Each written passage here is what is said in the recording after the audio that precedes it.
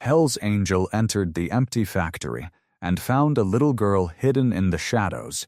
He had seconds to act. The engine of Rex's Harley rumbled low and deep, then fell silent as he killed the ignition. He sat there for a moment, the leather of his vest creaking as he swung his leg over the bike. The air smelled like rust and old rain. A chain-link fence stood before him, sagging in places, its metal teeth bent and brown with age. Beyond it, the old Merryweather factory loomed like a sleeping giant. Rex checked his watch. 6:47 p.m.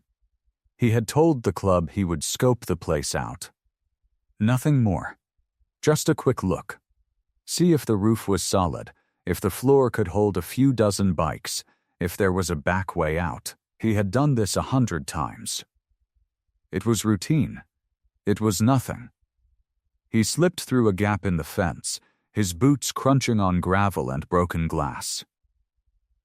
The factory door was a heavy slab of steel, painted once a dull gray, now covered in patches of rust and faded graffiti.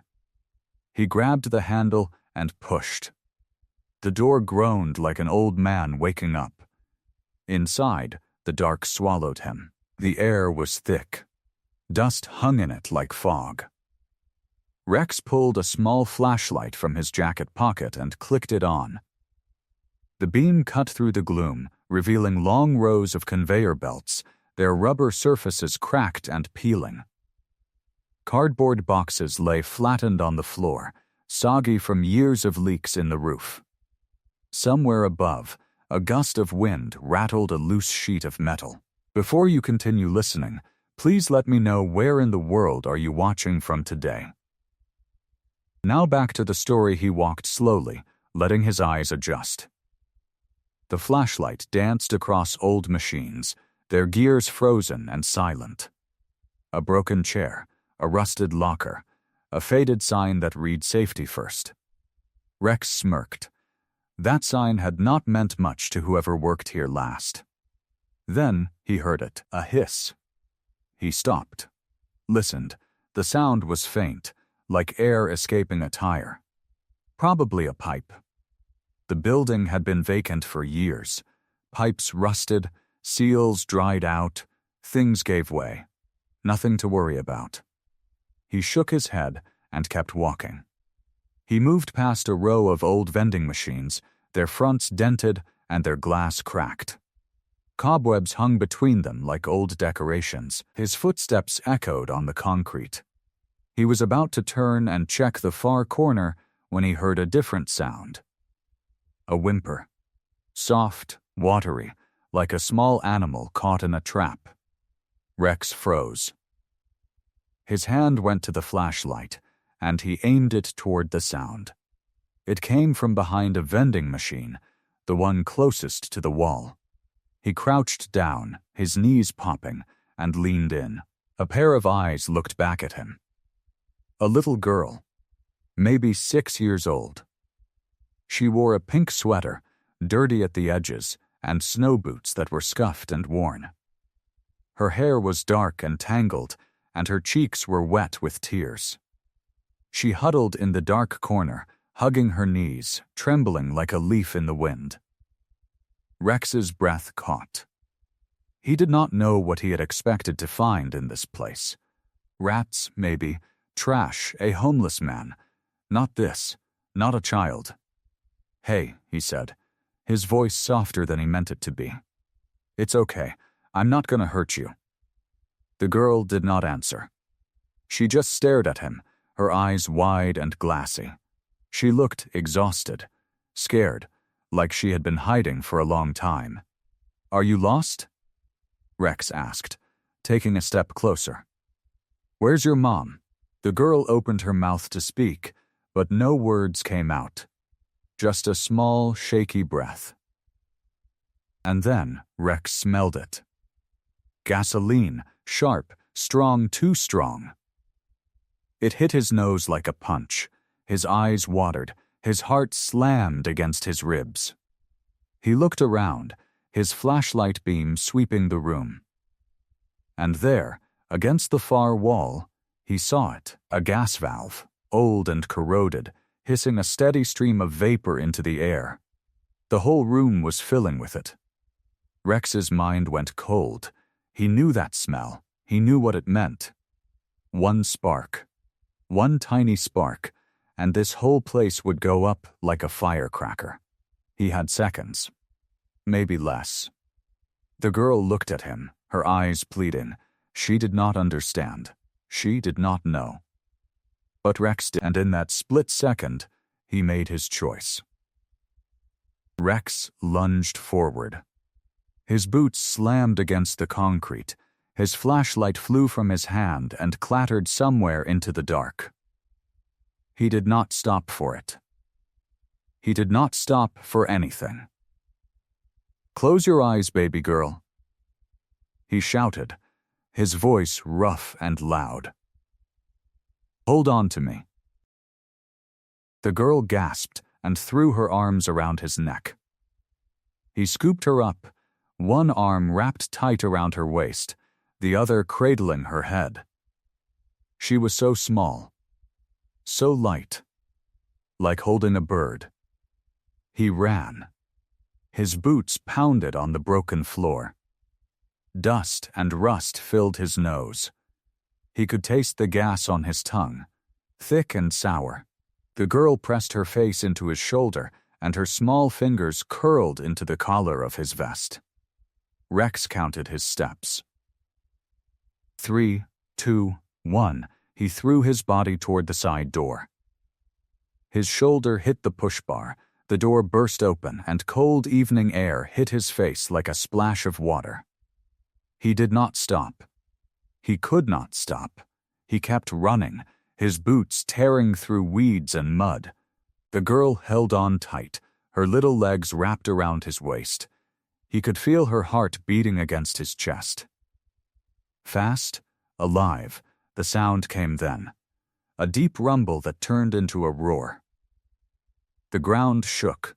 The windows of the factory blew out, showering the air with shattered glass. A giant hand of heat and fire hit them from behind and shoved them forward. Rex lost his footing. He tried to land safe, to keep the girl above him. His back hit the ground with a heavy thud, and his breath left his lungs in a sudden rush. His arms held the milk. She stayed wrapped against his chest. The explosion rolled through the sky.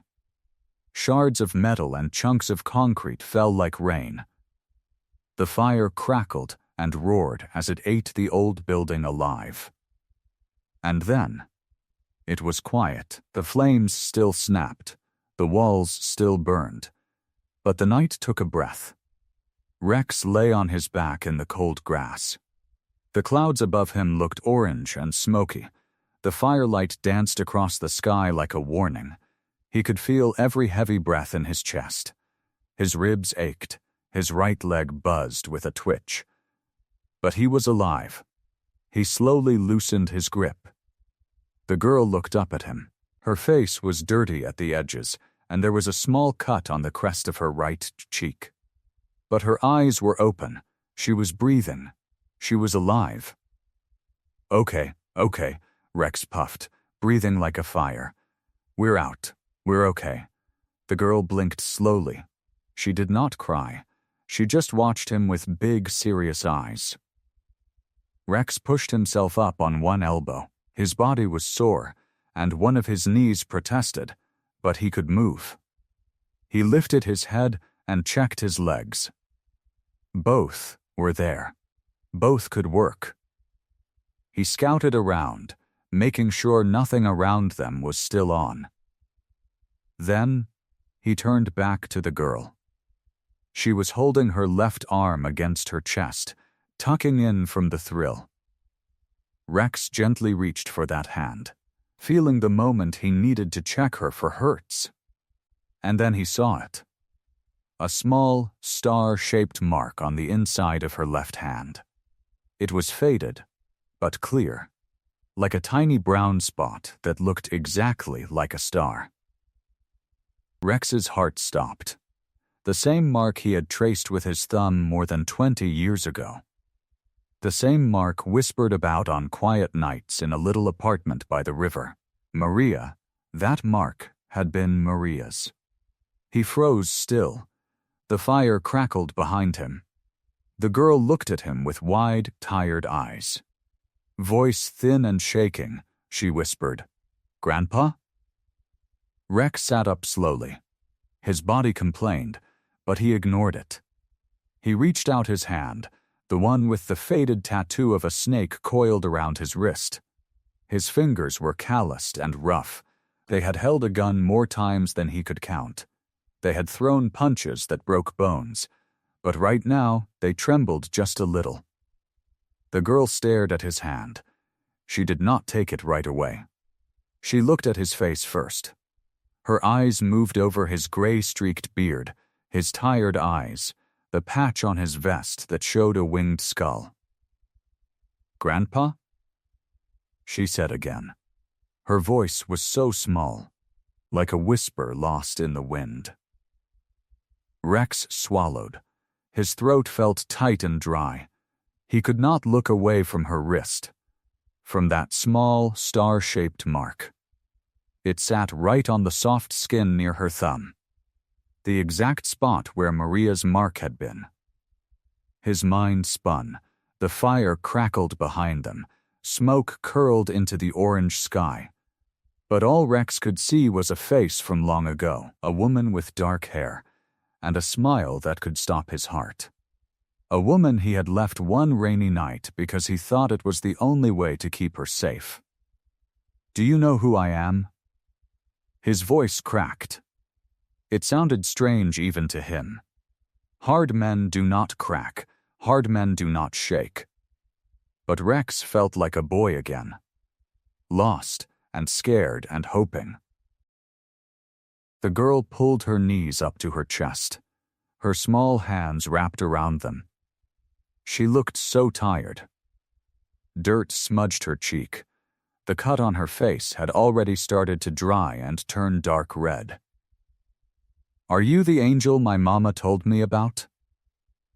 she whispered. Rex blinked. The question hit him like a stone to the chest. An angel. Him, a man with a criminal record and a leather vest and fists that had hurt people. He almost laughed, but the laugh died in his throat. He shook his head slowly. "No, baby girl, I am not an angel." He cleared his throat. "But I want to help you. I want to keep you safe." The girl studied his face for a long moment. Something in her eyes softened. She seemed to make a decision. Her small fingers moved to the collar of her coat. Rex watched. He did not know why his pulse quickened. He did not know why his chest felt tight again. The girl pulled at a thin chain around her neck. A small, heart-shaped locket slid out from under her coat.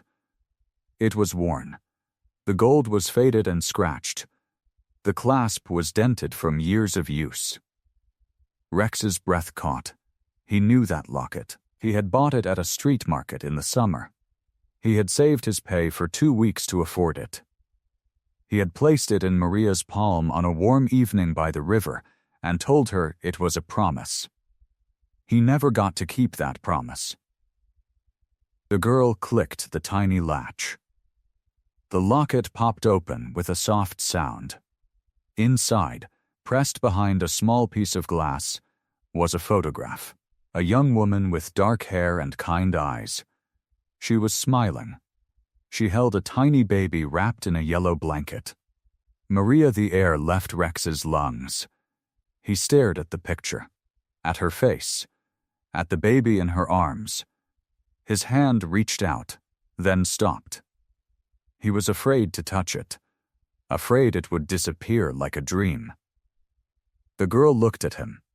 Her eyes were wet, but she did not cry. She was brave in a way that hurt to see. "Grandpa," she said again. This time the word was stronger. "My name is Lily. My mama needs you." Rex's throat closed. He forced himself to breathe.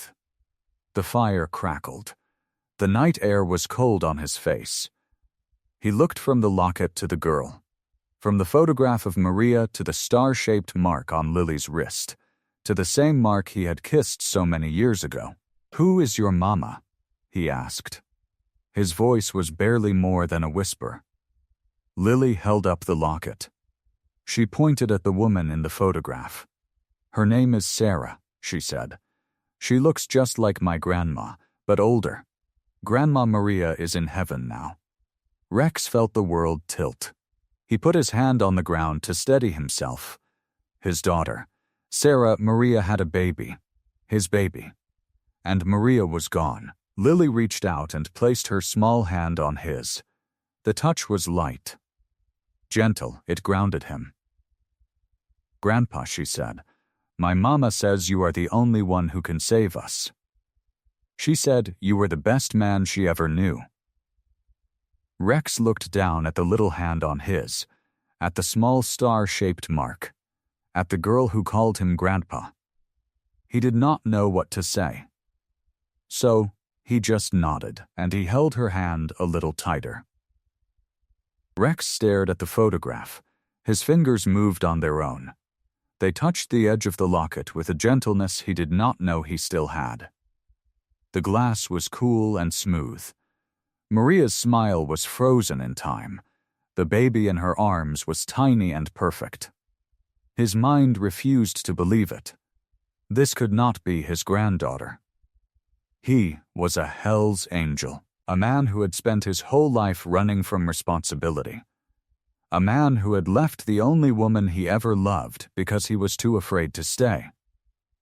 But there was the birthmark. There was the locket.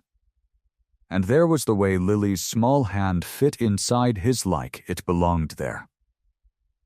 Lily looked up at him. Her eyes were clear and steady. She seemed to be waiting for him to understand something important. "Mama made me promise to find you if something bad happened," she said. "She said you were the angel in the leather jacket." Rex blinked. He looked down at his vest, at the patch on the chest. The small angel logo was worn and faded. He had always thought of it as just a design, something to fill the space. He had never thought about what it meant. He looked at Lily. Her face was sincere. She truly believed what she was saying. "I am not an angel," he said again. But the words sounded weaker this time, almost like he was trying to convince himself. Lily shook her head. She pointed at the patch on his vest. "That says angel," she said, "and you saved me from the fire. That is what an angel does." Rex felt something crack inside him, something old and hard. A wall he had built years ago to keep people out. It was not crumbling all at once, but it was cracking, just a little. He looked at the photograph again, at Maria's face, at the baby she held so carefully. "How long have you been looking for me?" he asked. Lily shrugged her small shoulders. "Mama says we have been looking for a long time. She said you did not know about me. About us." She paused. "She said if anything happened, I should find you. You would know what to do." Rex shook his head. "I do not know what to do." He said it honestly. There was no room for lies in this moment. Lily looked at him with a wisdom that seemed too big for her small face. "That is okay," she said. "You will figure it out." Her words hit him hard. He had spent his whole life figuring things out alone. But this was different. This was not a fight or a job or a plan. This was family. This was a little girl who trusted him with her whole heart. Rex took a deep breath. The smoke from the fire still hung in the air. The night was cold around them. But something warm had settled in his chest, something he had not felt in a very long time. He looked at Lily. "Where is your mama?" he asked. "What happened to her?" Lily's face changed. The calm slipped just a little. Her lower lip trembled. "We were hiding," she said. "Mama said a bad man was looking for us. She told me to run into the factory and wait. She said an angel would come. She said you would come." Rex's jaw tightened. "What bad man?" Lily's eyes darted around. She lowered her voice. "A policeman. His name is Vance. Mama said he is not a good policeman. She said he does bad things." Rex felt his blood run cold. Vance, the name, stirred something in his memory. A face he had seen before. A man in a uniform who always seemed to be one step behind him. "She said he would hurt us," Lily whispered. "She told me to hide. And I waited. And I heard the fire. And I was scared. And then you came." Rex looked at her. At the cut on her face. At the dirt on her clothes. At the fear she was trying so hard to hide. He opened his mouth to ask another question. But before he could speak, a sound cut through the night. A siren. It was far away. But it was getting closer. The wail echoed through the empty streets, bouncing off the walls of the factory behind them and the closed shops nearby. Rex knew that sound. He had heard it hundreds of times. He had outrun it more times than he could count. The law had always been his enemy, his shadow, his chain. And now it was coming. He did not think. He acted. His arms moved before his mind could catch up. He scooped Lily off the ground. She was so light, so small. She wrapped her arms around his neck and held on tight. "Hold on, baby girl," he said. He moved. Fast, his boots hit the pavement hard. He ducked behind a stack of old crates near the factory wall. His back pressed against the cold metal. His heart pounded in his chest. Lily did not make a sound. She just held on to him. Her small face was pressed against his shoulder. The locket hung from its chain, swinging gently with each step. The siren grew louder.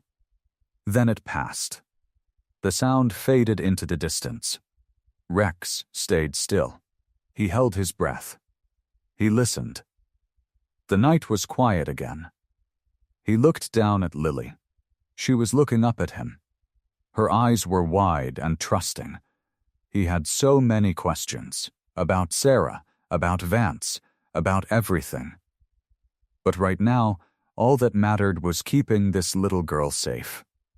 He tucked her closer to his chest and moved deeper into the shadows. Rex moved through the dark. His arms held Lily close. Her small heart beat against his chest. He did not know where he was going. He only knew he could not stop. The grove was small. A few old trees huddled together behind the factory. Their branches reached toward the sky like fingers. The ground was soft with fallen leaves. It was a place where the city light could not reach.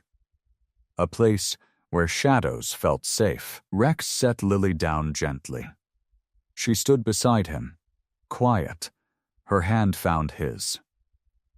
She did not speak. She just waited. They both watched the factory. The fire had eaten through the old building. Red and orange flames licked at the sky. Black smoke rolled upward like a curse leaving the earth. The gas leak had done its damage. The whole structure was falling in on itself. Then a sound made Rex's body go tight. The black and white car rolled up. It moved slowly, like a predator. It stopped near the factory gate. The lights on top were not flashing. The driver did not seem in a hurry. The door opened. A man stepped out. Tall, wide in the shoulders. His uniform was pressed and clean. A polished badge hung at his chest. A dark tie sat against his collar. He wore that tie like a noose waiting to drop. Office Vance. Rex knew him. He had known him for years. The man had chased him through streets and alleys. The man had handcuffed at his own hands twice before. Both times the charges had been dropped. Both times Vance had smiled like nothing was wrong. But Rex never forgot the look in his eyes. They were cold eyes, flat and gray like dying water. They studied things like the way a hawk studies a field. They did not blink much. They did not look away. Vance stopped in front of the burning building. He placed his hands on his hips. He watched the flames for a long moment. He did not call for help. No fire truck followed. No rescue team arrived. He studied the broken pipes. He kicked at a piece of metal on the ground. He looked up at the sky as if he were checking the weight of his own shadow. Then, he got back into the car. The engine hummed. The car pulled away. The tires made no sound. Rex breathed out. But the air felt heavier than before. His mind turned like an engine with too many gears. He had known the truth like a fist in his pocket. Vance had set the factory ablaze. He had used Lily as cheese to trap him. He had to believe the little girl was the hook. She was the tiny key that could open Rex's door. Vance would not come for Laura. He was waiting for something to happen to him. Rex wanted to hold the girl closer. He wanted to wrap her up and disappear. But disappearance was not enough. He needed a plan. He needed a friend. He lifted Lily into his arms again. She folded into his arms like she knew the shape of his chest. "Come on, baby girl," he said. "We are getting out of here." They moved through the dark streets. The city was quiet at this hour. The traffic lights changed with no one around to go through them. The streets reflected the glow of the convenience stores with color. The old convenience store sat on a corner. The sign buzzed. The lights were bright inside. A bell rang when they opened the door. Lily looked up at him. Her eyes were wide. "Can I have a milkshake?" she asked. Rex looked at her. A small, honest question. In the middle of the chaos, she asked for something simple. Something sweet. Something that belonged to a normal life. "Yeah," he said. His voice was soft for the first time in years. "A milkshake. Let's get you a milkshake." He bought her a chocolate shake with a straw. And a bucket of water for the road. He paid with crumpled bills. The clerk did not look up from his magazine. Good. Rex felt invisible. They sat on a wooden bench across the street. The night air was cool. The milkshake dripped purple red into the cup. Lily sipped it through her straw. The slurping sound was a sweet little beat in the night. The Rex pulled out his phone. His fingers moved heavy on the keys. He called Tommy. Tommy was one of the few men he trusted. A man who fixed bikes and knew how to keep secrets. Tommy lived in the older part of town, a garage full of oil and muscle. He answered on the second ring. "Tommy," Rex said. I got you in trouble. I need a place where the law cannot find me. And a little girl. She is in trouble." Tommy paused. Then his voice came back. "Bring her to the garage. I'll have the door open." Rex hung up. He looked at Lily. She was done with her milkshake. She held the straw in her hand. She was quiet. The wind blew through the trees and pushed the leaves along the street. He turned to her. The serious face came back. The promise had to be spoken. "You are going to be safe," he said. "I promise." But the words felt thin. They tasted like a lie he wanted to believe. His heart was racing. He had never felt more afraid. The night was a long road ahead of him. The small hand holding his was strong. He just hoped his was stronger. 20 minutes later, Rex pulled his motorcycle into a narrow driveway. The garage sat at the end of a quiet street. Old oak trees lined the sidewalk. Their branches hung low like tired arms. A single light glowed above the garage door. The sign read Tommy's Auto Repair in faded red letters. Rex killed the engine. Lily stirred in front of him. She had fallen asleep against his chest during the ride. Her small hands held the locket tight. He felt her little body rise and fall with each breath. The ride had been smooth. He had taken back roads the whole way. He had watched every mirror and every shadow. He knocked on the steel door once. Twice, then a pause. The door slid up slow. It made a low rumbling sound. Behind it stood Tommy. Tommy was not a big man-shaped man. But he looked like he had been made of old rope and stubbornness. His hair was silver and thin. His face had deep lines, like a map of hard years. He wore a leather vest just like Rex. The patch on his back caught the light. The same winged skull. The same colors. Brothers for life. Tommy looked at Rex, then his eyes moved down to the small head resting on Rex's shoulder. His jaw went tight. He did not speak. He just stepped aside and motioned with his hand. "Get inside." Rex moved past him. The garage smelled like motor tools oil, gas, and old rubber. Tools hung on the walls in neat rows. A workbench was covered in bolts and cleaned spark plugs. A motorcycle sat in the corner half torn apart. Its frame looked like the bones of an animal. In the back was a room with a couch. The couch was old and stained. It had a blanket thrown over one arm. A small lamp on the table beside a wall gave off weak yellow light. Tommy walked over to the small table. He took an old jacket from the back of a chair and folded it once. He laid it on the couch. Then he pointed at the little girl. Rex laid Lily down gently. Her head settled on the jacket. She did not wake up. Her lips moved a little, like she was dreaming about something sweet. Tommy took a clean rag from a drawer. He dipped it in water from the table. Then he bent down and cleaned a scratch on Lily's cheek. It was a small red line, likely from a piece of flying glass. Tommy worked slow and steady. His hands were big and rough. But they moved like the hands of someone who had mended 100 broken things. Lily let out a tiny sigh. Her body melted into the couch. Tommy brought a faded red blanket from a shelf. It had the name Rocky's Garage printed on it. He spread it over her. She curled into a small ball and settled. The room went quiet. Rex stood in the middle of the floor. He felt out of place. The weight of the night sat on his shoulders like a bag of stones. He took off his cut-off jacket and laid it over a chair. His arms looked bare without it. Tommy walked to the small table and poured coffee from a dented pot. He handed a cup to Rex. The steam rose in slow curls. "Rex," he said.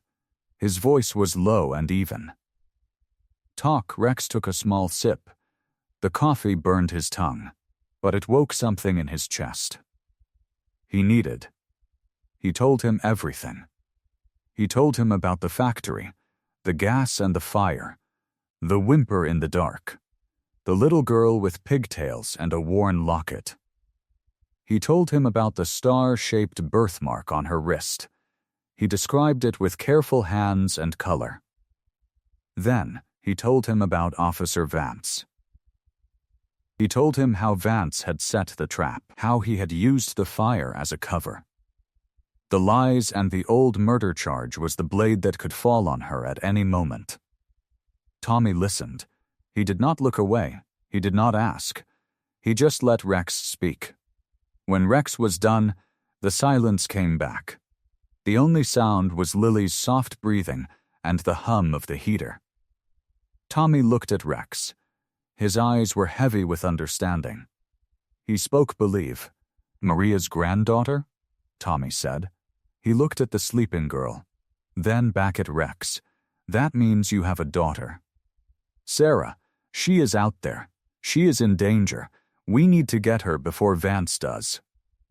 The words hit Rex like a shovel to the chest. A daughter. He had a daughter. He had never held her. He had never seen her face. He had never known she even existed. And now, she was out there. Scared, alone, caught between a dead mother and a man who wanted her. A sharp pain like hot coal sat behind his ribs. He pressed his palm to his chest. The world suddenly felt too big. And he felt too small to save anyone. I cannot do it alone, Rex said. His voice cracked at the edges. He pulled out his phone. His fingers moved slow over the screen. He opened his contacts. He looked at the list of names. Then, he stopped. Someone knew how to find people who did not want to be found. Someone who owed him a debt from the old days. Someone who could cut through the noise and ears. He pressed her name and put the phone to his ear. The phone still rang on the other end. Rex waited. His eyes stayed on Lily. She was safe at last. But safe was not forever. He needed to find Sarah before it was too late. Chapter 7. The threatening call. The clock on the wall ticked. It was a big round thing, the kind you might see in an old school. Its hands glowed in the dark. They read 11:15. Rex sat in a creaky office chair. The leather was cracked and old. It smelled like dust and coffee. He stared down at his phone. The screen was dark. He held it in both hands. His thumbs rested on the glass. He had not typed a single number yet. What do you even say in a moment like this? Hello, my name is Rex. I just found out you are my daughter. A killer is after you. Do you mind if I hide with you a while? He let out a long breath. He ran a hand over his face. His beard was rough. It itched. He could not remember the last time he had shaved. Maybe yesterday. Maybe the day before. Time felt funny now, like wet paper, stretching and twisting. He looked at the door of the garage, where Lily slept just on the other side. He could see the corner of her blanket, the red one with the white letters. He heard her small breath. It was soft, like a whisper. He needed to think. He needed a plan. He had no plan. The phone buzzed. Rex jumped. The sound was sharp, like a small electric shock. He looked down. The screen was lit up. It was white and green. It glowed in the dark room. No name. The number was unknown. It read no caller ID. His heart did a quick beat, then another. He let the phone ring one more time. A part of him wanted to ignore it. A part of him knew. He pressed the green button. Hello? Silence, then breathing. Rex. The voice was cold, like ice water. It was low and smooth, like oil on a road. A prickle went down his back. Goosebumps rose on his arms. Who is this? Rex asked. But his voice was small. He knew. You know who this is. You know why I'm calling. Rex stood up. The chair rolled back and hit the wall. He held the phone tight to his ear. He turned his back to the door, looking over his shoulder at the night outside. Like the dark was listening. Where's Sarah? Rex said. A dry laugh crackled on the line. It was not a happy sound. It was like gravel rolling in a steel drum. Ah, so you heard about that. Sorry to break the news, old man, but I got her, safe and sound. For now. Rex's grip tightened on the phone. His knuckles went white. He could feel his pulse in his neck. He tried to keep his voice calm. What do you want? Smart man. We both know what I want. I want you to listen close, because I'm only going to say it once. The voice changed. It got harder, colder, all business. Don't move. I know you have my little girl. I saw the two of you at the factory. That little dove messed up my whole plan." He said the word dove like it was something dirty. Sarah is still alive. For now. She's a little banged up, but she'll make it. For now. Rex pressed the phone harder to his ear. He could hear his own blood pumping. It was a dull drum in his ears. "But that will change. Do you understand me, Rex? That will change at 8 o'clock in the morning. South Dock Warehouse. Number 17. You know the place. The old fish market. Come alone. Bring the girl." Anger flared hot in Rex's chest. He spat into the phone. "I'm not bringing you a kid, you coward. You want me. Come get me. Leave her out of this." He could almost hear the smile on the other end. It was a terrible feeling. "Oh, I don't think you understand the situation, Rex. You see, the choice is very simple. You either show up with the girl, and I let your daughter live long enough for you both to say goodbye, or you show up alone, and I kill her in front of you. And then I find the girl myself. It's your call." The line clicked. There was a dead, quiet hum in his ear. The man had hung up. Rex pulled the phone away. He looked at it. The screen had gone black. The call was over. It was just him and the sound of the humming light above. He stood there for a long time. His body was still. His chest heaved a little. His heart was pounding, loud and hard. He could feel it in his teeth. He turned to look at the door. His eyes found the small sliver of light. He could see the shape of the couch, the little rise and fall of a blanket. Lily. She was safe for now. He had to keep it that way. He had to keep her safe. He had to find Sarah first. He had to keep them both safe. Slowly, he sank back into the chair. The springs groaned under him. He reached into the pocket of his jacket. He pulled out the locket. It was a small, worn gold piece. It caught the light. He turned it over and over in his hand. He felt the metal grow warm against his skin. He looked at the door again. He could feel wet heat in his eyes. He blinked, and a tear slipped down his cheek. He did not wipe it away. He let it fall. He finally had all the pieces. He had finally found the truth. And it had never hurt so much. He would go. He would go to that warehouse. But he would not take Lily. He would not let a single threat stand with her. He had to find another way. He looked down at the locket. The metal was warm. Almost too warm. He would need a plan. He would need a miracle. He would need more than luck to survive this. Chapter 8. The hidden compartment. The garage was silent. The only light came from a single bulb hanging over the workbench. It cast long shadows on the floor. Rex sat in the creaky office chair. He could not sleep. Every time he closed his eyes, he saw the factory. He saw the fire. He saw Lily's face. Now he saw the locket. He turned it over and over in his hands. The gold was worn smooth in places. It felt soft. It felt old. It felt like Maria. He rubbed his thumb across the front. There was a small engraving, a flower, maybe a rose. He had given it to her a long time ago, a gift for her birthday. She had worn it every day after. His thumb stopped. There was something odd. The back panel moved. Just a little. Like it was not fixed in place, like it was loose. He held it up to the light. He squinted. There was a tiny line. Almost invisible. A seam. His heart gave a strange thump. He sat up straighter. He reached into his pocket and pulled out a small knife. It was the kind with many tools folded inside. He opened the smallest one. A tiny blade, thin as a needle. Carefully, so carefully. He placed the tip of the blade into the seam. He pushed, just a little. The panel popped open. It was a trick, a clever one.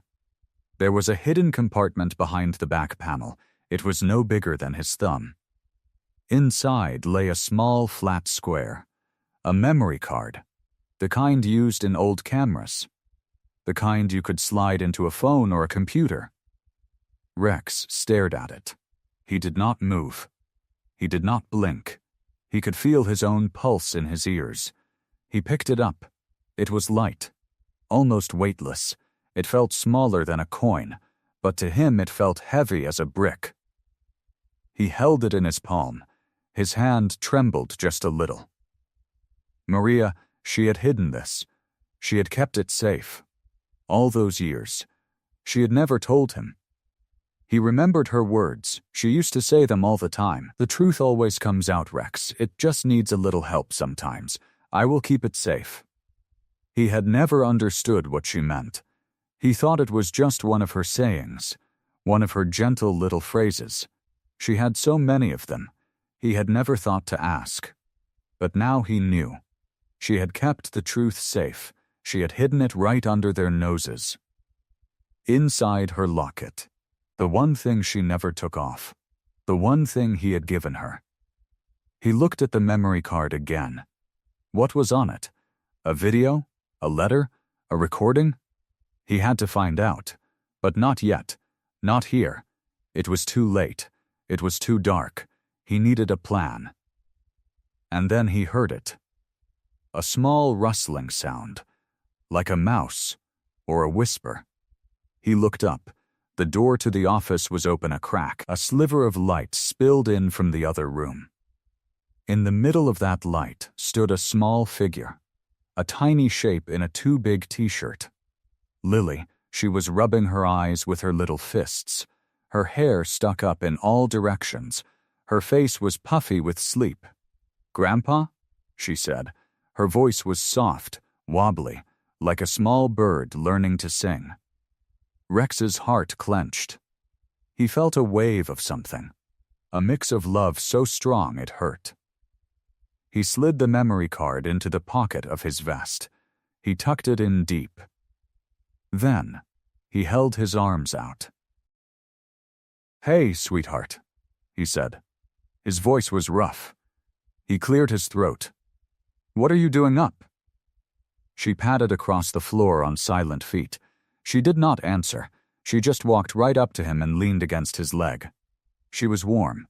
She smelled like soap and sleep. "Grandpa, are you okay?" she asked.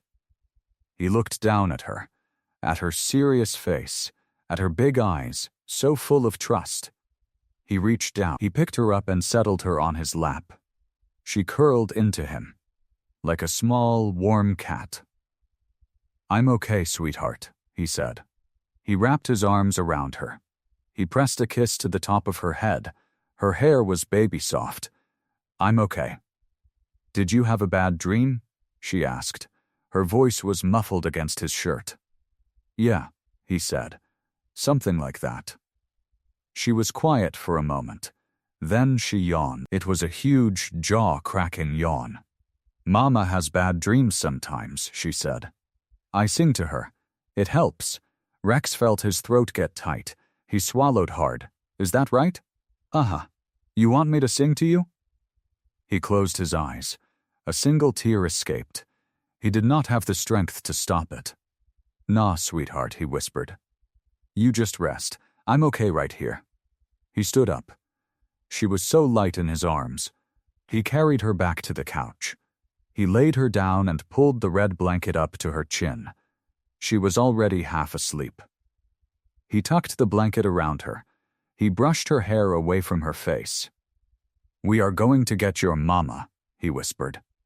"And then everything will be fine." He held his breath. He willed himself to believe it. He stared down at the little girl, at the hope in her sleepy eyes. He wondered if he could keep the promise. He had to. He turned off the light. The room fell into darkness. But behind him, in the quiet, he heard one last soft murmur from the couch. "I love you, Grandpa." Rex froze. His hand rested on the light switch. He could not speak. He could not move. He felt a tear roll down his nose and drip into the dark. Chapter 9. The evidence at 2 in the morning. The garage was still. The only glow came from Tommy's old laptop on the workbench. Its screen flickered, its fan hummed. It sounded like a tired old fan. Tommy had fixed it himself. That is what he did. He fixed things. Rex sat in front of the screen. His hands were steady now. He pulled out the memory card from his vest pocket. The little silver square was warm from his body. He looked at it one more time. Then he slid it into the slot. There was a click, a soft whir. The screen glowed brighter. A folder appeared. Inside, a single file. The name was just a date.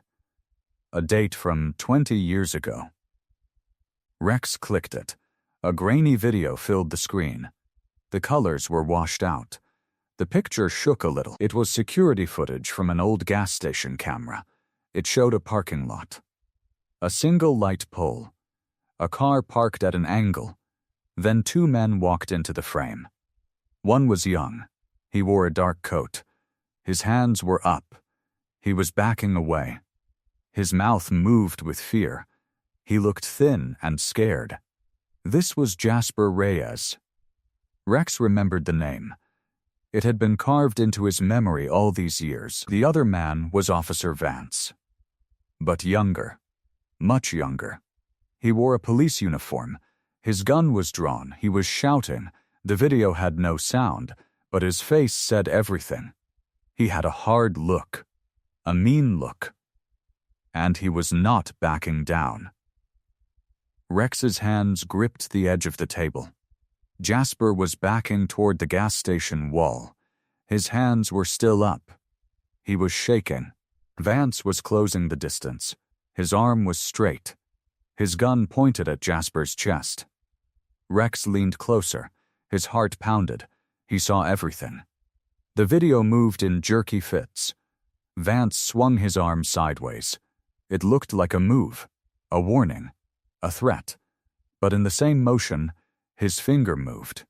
The gun fired. The flash was a burst of white. Smoke curled. Jasper's body jolted backward. He hit the wall. Then he slid down. He fell to the ground. He did not move.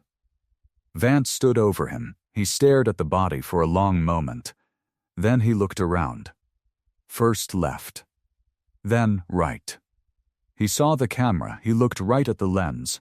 Rex watched the young face, the cold eyes, the way he lifted his chin, the way he turned and walked away. He did not look back. The video ended on the frozen of Jasper's body. The screen went dark. The little rectangle blinked. Rex did not speak. Tommy did not speak. The room in silence. The only sound was the hum of the laptop. Rex grew all air. He felt a weight lift from his chest. It was a heavy weight that had lived there for 20 years. A weight he had carried every single day. He had been blamed. He had been hunted. He had been a suspect of a murder he did not commit. And now, there it was. The truth.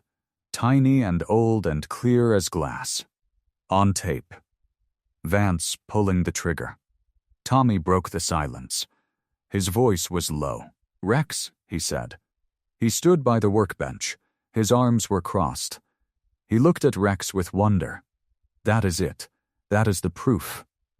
Rex nodded slowly. He still could not find the words. "Now we can go to the police," Tommy said. A new lightness in his voice. "We can clear your name. All of this ends today." But Rex shook his head. He stood. He looked at the old laptop. Then he looked at Tommy. "If we go to the police now," Rex said. His voice was rough. "Vance will know. He has eyes everywhere. He will know before we take 2 steps." Tommy frowned. "Then what do we do?" "She first," Rex said. "We get Sarah. Then we go to the police with the boy. The video is proof. But Sarah is proof. She is a witness. If we go too early, Vance will hurt her to keep her quiet. I will not risk her life. Tommy set his jaw. He nodded once. Okay, he said. Okay. Rex reached for the laptop. He worked quickly. His fingers moved fast. He uploaded the file to a secure cloud drive. He typed a long code. He pressed enter. A small bar filled across the screen. It said, "Upload complete." "Backup is safe," he said. Then he took out the memory card. He held it up to the light. He slid it into his boot. He tucked it down into the heel, deep inside the leather, so no one would see. No one would think to look there. He looked at the clock. The numbers glowed. 7:07. Time to wake Lily, he said. He will leave the garage. The morning light came through dusty windows. He walked to the little room where Lily slept. He knocked softly. He opened the door. She was a tiny lump under the red blanket. Her hair spilled across the pillow. "Time to rise, sweetheart," he whispered. "We got work to do." She opened one eye. She smiled. "I saw the breakfast, Grandpa," she said. He sat down on the edge of the bed and talked about Brendan on her forehead. The memory card shifted in his boot. It felt like a quiet promise. Today was the day. Chapter 9. The evidence at 2 a.m. The garage was still. Tommy's old laptop glowed on the workbench. Its screen was bright in the dark room. Its fan hummed a tired little song. Tommy had fixed it himself. He was good at fixing things. Rex sat in front of the screen. His hands were steady now. He reached into his vest and pulled out the memory card. It felt small in his palm. Small and light. But it held everything. He slid it into the slot on the side of the laptop. The computer made a soft clicking sound. The screen flickered. A folder appeared. Inside was a single file. The name was a date. A date from 20 years ago. Rex clicked it. The screen went dark for a moment. Then a video began to play. The picture was grainy. The colors were faded. It looked like an old security camera. The view showed a gas station parking lot. A single streetlight glowed in the corner.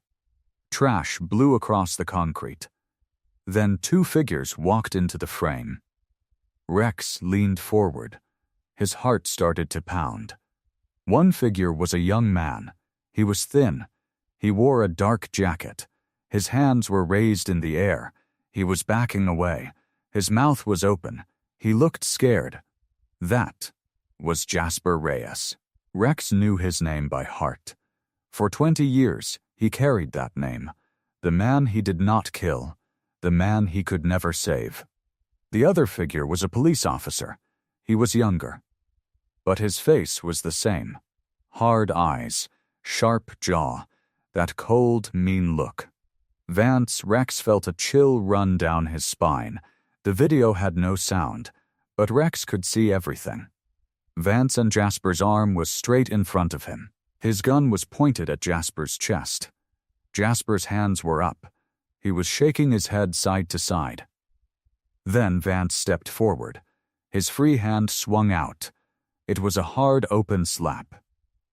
Jasper almost fell. He stumbled back against the gas station wall. He put his hands up higher. He was begging. Vance did not stop. Vance raised the gun. He steadied it. He aimed it right at Jasper's heart. Rex held his breath. He forgot how to blink. The gun fired. There was a single flash of white. A burst of light. Jasper's body jerked. His hands flew up. His mouth opened in a silent cry. Then he slid down the wall. He crumpled to the ground. He did not move. The video kept playing. Vance stood over him. He looked down at the body. He did not check for a pulse. He did not call for help. He just looked. Then he turned his head. He looked right at the camera. Rex stared into those cold eyes. They were young eyes. but they were already dead inside. Vance looked at the camera and walked away. The screen went dark. The video was over. The garage was silent. The only sound was Rex's breath. He realized he was shaking. His hands were shaking. His whole body was shaking. But then, he felt something else, a strange feeling in his chest, a lightness he had not felt in 20 years. The weight was gone, the heavy, crushing load he carried every day, the burden of being accused, the blame, the name he never deserved, the guilt for a crime he did not commit. It was all gone. Because he had proof. He had the truth. Maria had hidden it. She had kept it safe. She had given it to her daughter, and her daughter had given it to Lily. And Lily had given it to him. Maria, he whispered to no one. He felt a hand on his shoulder. He looked up. Tommy stood beside him. Tommy had seen the whole thing. His face was white. His jaw was tight. "Rex," he said. His voice soft. "That is it. That is everything." Rex nodded. He could not speak. He thought to breathe. Tommy looked at him. "We can go to the police." "No," but Rex shook his head. Slowly, steadily, he looked at the screen. Then he looked at his friend. "If we go to the police now," Rex said, "Vance will know. And he will hurt Sarah before we can reach her. He will use her. He will make sure she never talks." Tommy frowned. "What do we do?" Rex stood up. "We take care of Sarah first. We save her. Then we send this to every paper, every station, every district attorney. Then we go to the police." Tommy paused. Then he nodded. Okay. Rex took the laptop and worked quickly. His fingers moved fast over the keys. He opened a secure cloud drive, the kind with lots of passwords. He uploaded the file. The upload bar filled. It took a long minute. Then a green check mark appeared. "Backup is saved," Rex said. "It's up there at the camera no matter what." He took out the memory card. He looked at it one more time. Then he kneeled down. He reached into his boot and slid the card into the heel. He tucked it under the leather insole. He made sure no one could see it. It was out of sight, but he could feel it. He could feel the truth pressing against his foot. He stood up. "Should we go now?" Tommy asked. "At 7, Rex said. "We wake Lily. We make breakfast. We act normal. Then we go." Tommy nodded. "What if he found us?" "Then we hope the truth is enough." Rex walked to the small bedroom. He pushed the door open silently. A sliver of morning light cut across the floor. Lily was asleep on the couch. Her little arm was thrown over her head. Her cheeks were pink. The red blanket was kicked halfway off the flump. Rex sat down on the edge of the couch. He watched her breathe. This little girl. She carried a locket. She carried the truth. She carried his whole heart. "Hey, sweetheart," he said softly. Lily stirred. She blinked her eyes open. She looked at him for a moment. Then she smiled a small, sleepy smile. "Grandpa?" she said. "Time to wake up," he said. He reached down and brushed her hair from her face. "We got someone to save." Her eyes went wide. She sat up fast. "Mama?" she said. "Yeah," he said. He felt the memory card press against his boot when he stood up. "We are going to get your mama." Lily threw her arms around him. She hugged him tight, and Rex, the old biker with the leather waisted and the scarred hands, hugged her back. And for the first time in a long, long wing, he truly believed everything was going to be okay. Chapter 10. The promise. The morning sky was gray and cold. A thin mist hung over the garage. The air smelled like rain and motor oil. It was 7 o'clock. The world felt quiet. Too quiet. Rex stood in the doorway of Tommy's back room. He watched Lily sleep for a moment. Her chest rose and fell. Her little hand was curled under her chin. She looked peaceful. She looked safe. He did not want to wake her. But he had to. "Lily," he said softly. He sat down on the edge of the couch. "Time to get up, sweetheart." She stirred. Her eyes fluttered open. She looked at him. Then she smiled. "Grandpa," she whispered. "Yeah," he said. "Come on, we got a busy day." She sat up slowly. She rubbed her eyes with her tiny fists. Her hair was a tangled mess. She yawned wide. Rex helped her stand. He led her to the small table in the corner of the room. Tommy had left a plate of toast and a glass of orange juice. Rex pulled out a chair and she climbed up.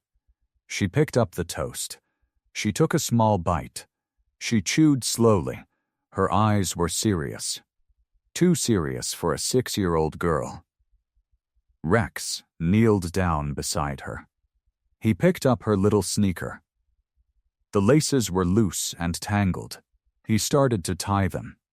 His big, scarred fingers moved slowly. Carefully, he did not want to hurt her. She watched him. She did not say anything. She just watched his hands work. Then she spoke. "Grandpa?" she said. Her voice was small. "Yeah, sweetheart?" She set down her toast. She looked at him with those big brown eyes. The eyes that looked just like Maria's. The eyes that looked just like her mama's. "You promise you will not leave me?" Rex stopped. His hands froze on her shoelace. He looked up at her. His heart ached. He swallowed hard. He set down her shoe. He reached out and took her little hands in his. His hands were rough and scarred. Hers were small and soft. He held them gently. "I promise, Lily," he said.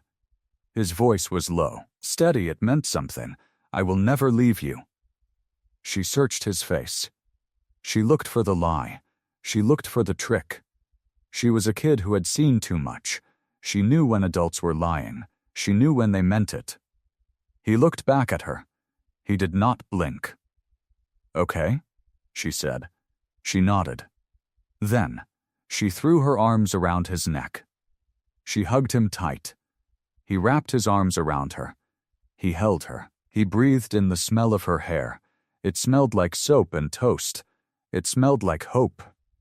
He pulled back. He looked at her. "Listen to me, Lily," he said.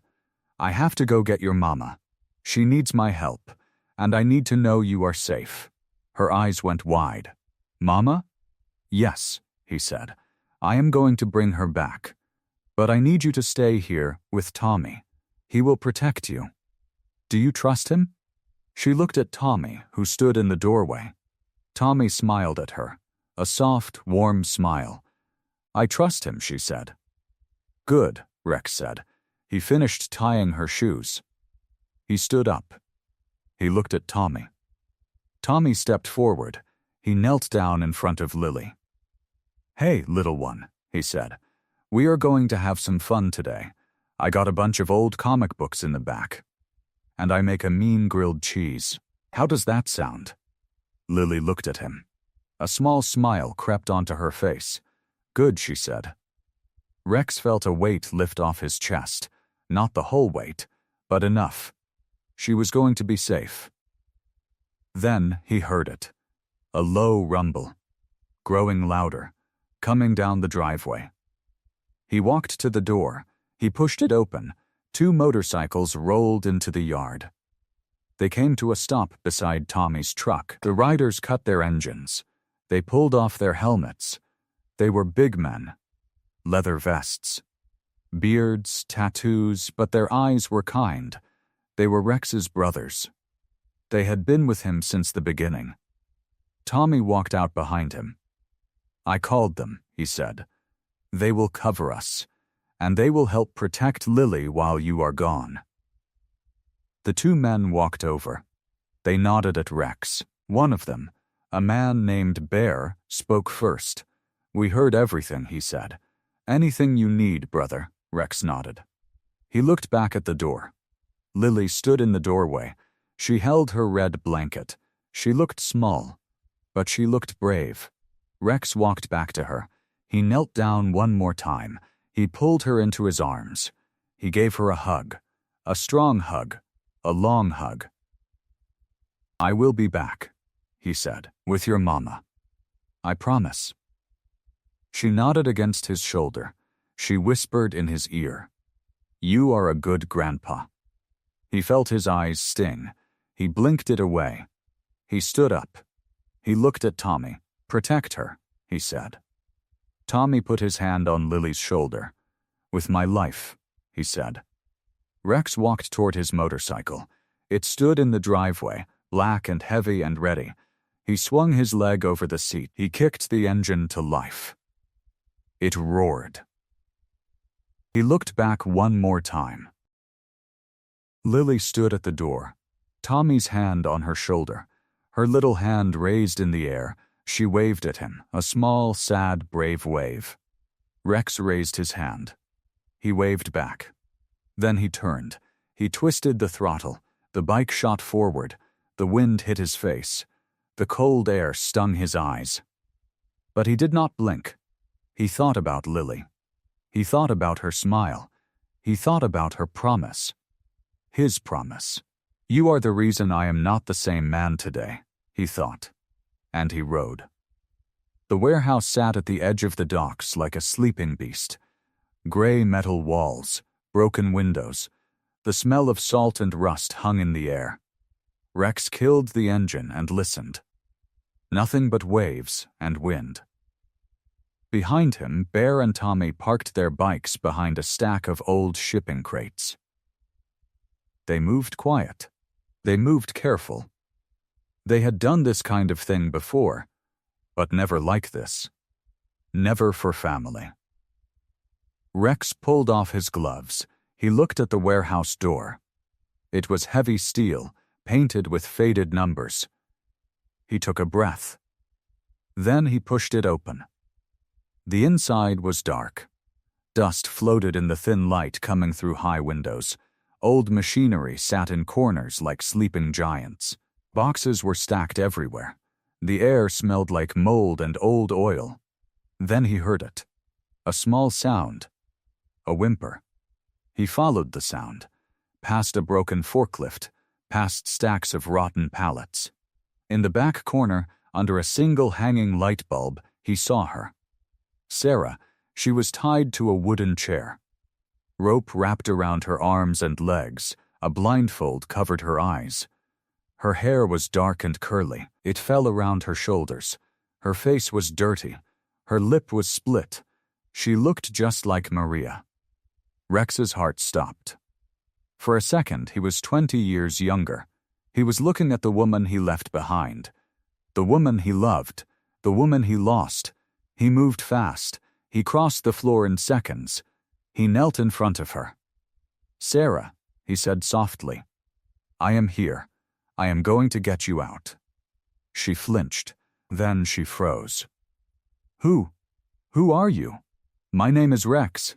His voice cracked. I am your father. She went very still, her breath caught. He reached up and pulled off the blindfold. Her eyes were wide. They were brown. They were Maria's eyes. Rex? She whispered. The biker? He nodded. He pulled out a knife and cut the ropes on her wrists, then her ankles. She fell forward into his arms. She was shaken. She was light. Too light. I have you, he said. I have you now. She cried into his shoulder. He held her tight. He did not let go. Lily, she said. Is Lily safe? Yes, he said. She is safe. She is with Tommy. She is waiting for you. Sarah pulled back. Her face was dirty. Her eyes were red. But she looked at him with something like wonder. You came, she said. I did not think you would come. I came, he said. Singery, I'm sorry it took so long. She looked at him. She looked at his vest, his tattoos, his hard face. And then she smiled. A small, tired smile. the same smile Maria used to give him. "She told me about you," Sarah said. "Mama, she talked about you all the time. She said you were the good one. She said you had a good heart, even if you did not know it." Rex felt his throat tighten. He helped her stand. Her legs were weak. He held her arm to steady her. "We need to move," he said. "Vance could come back. We need to get you out of here." She nodded. She gripped his arm. He led her toward the door. Then the door burst open. Officer Vance stepped inside. He held a gun. His eyes were cold. He smiled a smile that did not reach his eyes. "Well, well," Vance said. "The lost father, what a touching reunion." Rex stepped in front of Sarah. He spread his arms wide. "A shield, a wall. Let her go, Vance," Rex said. "This is between you and me." Vance laughed. It was a flat, ugly sound. "You always were a fool, Bishop, even back then." He pointed the gun at Rex's chest. "You think you can save her? You could not even save Maria." Rex's fists clenched. The words cut deep, but he did not move. "I am not the same man I was," Rex said, "and you will not touch her. You will not touch my daughter." Sarah grabbed his arm. She was scared. He could feel her shaking. But Rex stood tall. He stared into Vance's eyes. He was done running. He was done hiding. It was time to fight. Rex grabbed Sarah's hand. They moved toward the front door. Their footsteps echoed in the empty warehouse. Dust kicked up around their boots. They were almost there, almost free. Then the sound of metal rolling up stopped them cold. The large rear door rose with a loud groan. The chains rattled. Bright light spilled inside like a wave. And there stood Officer Vance. He was clapping. Slow, steady, each clap bounced off the walls like a dark rhythm. "So the angel found his little girl and his long-lost daughter," Vance said. "This will end better than I imagined." His voice was calm. Too calm. He enjoyed this. In his right hand he held a small black box. A remote detonator. The red button caught the light like an eye. He held it up so Rex could see it. Two large men stepped out from behind him. They were massive. Their necks were thick. Their arms were covered in tattoos. Their eyes were empty. They looked like men who had done terrible things and felt nothing about it. Sarah moved in front of Rex. She spread her arms wide. Her body shook, but she stood her ground. She was protecting him. Even after everything. "Leave him alone," she said. Her voice was strong but thin. It cracked on the last word. "This is between you and me." Vance shook his head. His smile did not reach his eyes. "No, Sarah, this has never been about you. You were just the bait." The words hit her like a fist. She stumbled back. Rex caught her elbow and steadied her. He could feel her trembling. "Easy," he whispered. "I have this." Vance laughed, that flat, ugly sound again. "You have this? You have nothing. You are standing in a warehouse with my men at the door and a bomb in my hand." Rex's eyes went to the remote detonator, then to Vance, then to the men. He counted the steps between him and the exit. Too many. He counted the steps between him and Vance. Also too many. "I do not know what you really want, Vance," Rex said, "but you do not need to do this. Let Sarah walk out of here. I will stay. I will face anything you throw at me." Vance tilted his head. He looked at Rex like a man looking at a bug. "You think I care about charges?" Vance said. "I have been waiting years for this moment. Years, do you know what it feels like to wait that long?" Rex shook his head slowly. "No," Rex said. "I do not." Vance stepped forward. His boots clicked on the concrete floor. The two large men followed. They spread out to the sides. They blocked every path. There was no way out now. Vance stopped a few feet away. He stared at Rex. His eyes were dark. They carried old pain, old anger, old loss. Something ancient and broken lived behind them. Rex studied his face. For the first time, he really looked at Vance. The jaw, the eyes, the shape of the chin. Something stirred in his memory, something he could not name. Vance saw the confusion on his face. He smiled. It was not a happy smile. It was the smile of a man who had held a grudge for so long it had become his whole life. "You really do not know," Vance said softly. "You never knew." Sarah looked between them. Her face was pale. Her hands were shaking. "Knew what?" she whispered. Vance did not look at her. He kept his eyes locked on Rex. His voice dropped low. It was full of bitter roots. "You never knew, did you? I am your half-brother. Our father left me and my mother when you were born. He always loved you more, and when Maria chose you, I knew I would destroy everything you loved." The words landed like thunder. Rex stood frozen. His heart stopped, his breath stopped. His mind went blank. Half-brother. The room spun around him. He saw his father's face. The man who raised him, the man who taught him to ride, the man who never once mentioned another son. Another family. He saw his mother. He remembered her face. He remembered her hands. But he never knew there was a woman before her. A woman with a child. He saw Maria. Her smile, her eyes, the way she looked at him like he was the only man in the world. And he saw Vance. A stranger. A cop. A man who had been poisoning his life for years. His own brother. The thought was too big. It did not fit inside his head. His knees felt weak. His chest felt tight. Rex opened his mouth to speak. But no sound came out. He could not find the words. He could not find his voice. Sarah reached for his arm. He did not feel it. She said his name. He did not hear it. He only stared at Vance, at the man who shared his blood, at the man who wanted him dead. Vance watched him. The bitterness was deep in his eyes. It had been growing for decades. It had poisoned everything it touched. The warehouse was silent. The waves crashed against the dock outside. The single light bulb swayed overhead. The shadows danced on the walls. Rex stood frozen, unable to speak. Vance paced in front of them, his boots scraping against the concrete with each slow step. The remote detonator sat in his palm like a dark egg. He looked at it, then at Rex. "I framed you for murder," he said. His voice was calm, too calm. It was easy. A dead man, a planted gun, a witness who owed me favors. You were gone before the body was cold. Rex said nothing.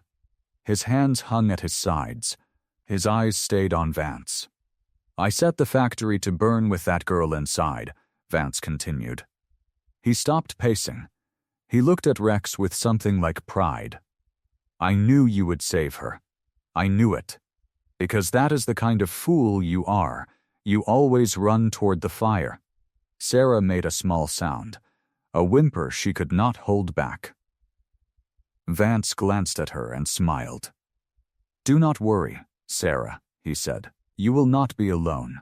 I have a nice room planned for you and the girl, somewhere far away, somewhere no one will look." Rex's jaw tightened. His fists curled. But he did not move. Vance stepped closer. He held up the detonator so the red button caught the dim light. "The warehouse is wired," he said. "A dozen charges. I set them myself. One press, and this whole place comes down on top of you." He paused. Then he smiled. "You are going to kneel." Rex stared at him. The word hung in the air like smoke. Kneel.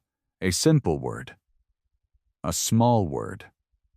But it carried a world of shame. "You want me to beg," Rex said. His voice was rough. "No," Vance said. "I want you to kneel. I want to watch you lower yourself. I want to see you give up. I have waited my whole life to see you broken, and I will not wait another second." Sarah spoke. Her voice was a thin whisper. "Please, Vance, do not do this." Vance did not even look at her. His eyes were locked on Rex. His finger hovered over the button. "Kneel," he repeated. "Or I press it. And we all die together." Rex looked at Sarah. Her face was pale. Her eyes were wet. She shook her head, small and quick. "Do not," she whispered. "Rex, do not." But Rex looked back at Vance. He searched the man's face. A brother. His own blood. And all that blood carried was hatred. He took a breath. Then he bent his knees and lowered himself to the ground. The concrete was cold. The dust was thick. He placed his hands on his thighs. He kept his eyes up. Vance watched him. For a moment, his face flickered. Something passed through his eyes. Something that looked almost like sadness. Then it was gone. "There you go," Vance said softly. "There you go. That is how it should have been all along. You on the ground. Me standing over you." He laughed. It was a hollow sound. But out of the corner of his eye, Rex saw Sarah move. She was reaching toward the wall. Her hand was slow and careful. Her eyes stayed on Vance. Her fingers stretched toward a small red box. A fire alarm. It sat on the wall near the door where the shadows were deep. Rex kept his face still. He did not move. He did not blink. He watched Vance's face instead. "You know what I will do after this?" Vance said. "I will find Lily. And I will tell her her grandfather never came back, that he ran. That he left her like he left every person who ever loved him." Rex said nothing. His eyes stayed calm. But his heart was pounding. Sarah's fingers touched the red box. She opened her eyes wide and slammed her palm against it. A loud blare filled the warehouse. The alarm screamed. Red lights spun on the walls. Water burst from above. The sprinklers kicked on all at once. Cold water poured down like rain. Vance shouted and stumbled back. His hand went up to block the water. His eyes went wide. The detonator slipped in his wet fingers. The two large men hesitated. They turned in confusion. The water and the noise broke their focus. It was all the time Rex needed. He pushed off the ground and lunged forward. His hand closed around a loose pipe lying near the wall. Old steel. Heavy. He swung it hard. The pipe caught the first man across the shoulder. The man grunted and went down. His body hit the wet floor with a splash. The second man reached for his gun, but Sarah kicked him in the knee. He howled and dropped. Rex turned to face Vance. The water poured down between them. Vance held the detonator, but his hand shook. The pipe swung through the air. It caught Vance across the wrist. The detonator flew from his hand and clattered across the wet floor, spinning like a coin before it stopped near a drain. But Vance did not fall. He staggered back, his face twisted with rage. Then he looked past Rex toward Sarah. She was still on the ground, still shaken from the tackle. Vance moved quick. He grabbed her by the arm and pulled her to her feet. She cried out and tried to pull away, but he was too strong. His fingers dug into her skin. "Move," he hissed. His voice was low and hard. "Move or I will leave you here to burn." Sarah had no choice. She stumbled after him. She looked back once, and her eyes met Rex's. There was a plea in them. A silent cry. Rex tried to run. He took one step. Then the second goon hit him from behind. The man was huge. His weight came down like a wall of flesh. He wrapped his arms around Rex's chest and drove him to the ground. The air burst out of Rex's lungs. He gasped and clawed at the concrete. He threw his elbow back. He caught the man in the ribs. He did it again, hard, and the man grunted but did not let go. Rex fought. He beat against the man's arms. He dug his boots into the wet floor, but did not matter. He was pinned. And every second he wasted, Sarah was being dragged further away. The alarm kept screaming. The water came down in sheets. Rex could hear the rear door slam open. He could hear Sarah cry out. But he could not move. He forced his head up and looked toward the back of the warehouse. He saw the black SUV. It was parked at the far edge of the lot. The engine was running. Vance shoved Sarah into the back. She hit the seat and struggled, but a hand came from the front and pressed her down. A door shut. A lock clicked. Then the SUV tore out of the lot. Rex finally threw the man off. He crawled, bleeding and soaked, toward the rear door. He made it to the threshold. He stood in the open doorway, gasping for air, staring at the black vehicle as it grew smaller and smaller in the dark. Sarah was inside that van. He did not have her name. He never once called her his daughter. He still did not know her. Not really. But he knew the weight of what he had lost. He knew it in the hollow burn at the center of his chest. He forgot nothing. A sound hit the air behind him. The sharp roar of engines, the scream of flashing lights. He turned around just as 3 patrol cars screeched into the lot. Their sirens filled the night. Their headlights blinded him. Men in uniforms poured out of the cars, their guns drawn, their voices sharp. Drop the pipe. Ray snapped.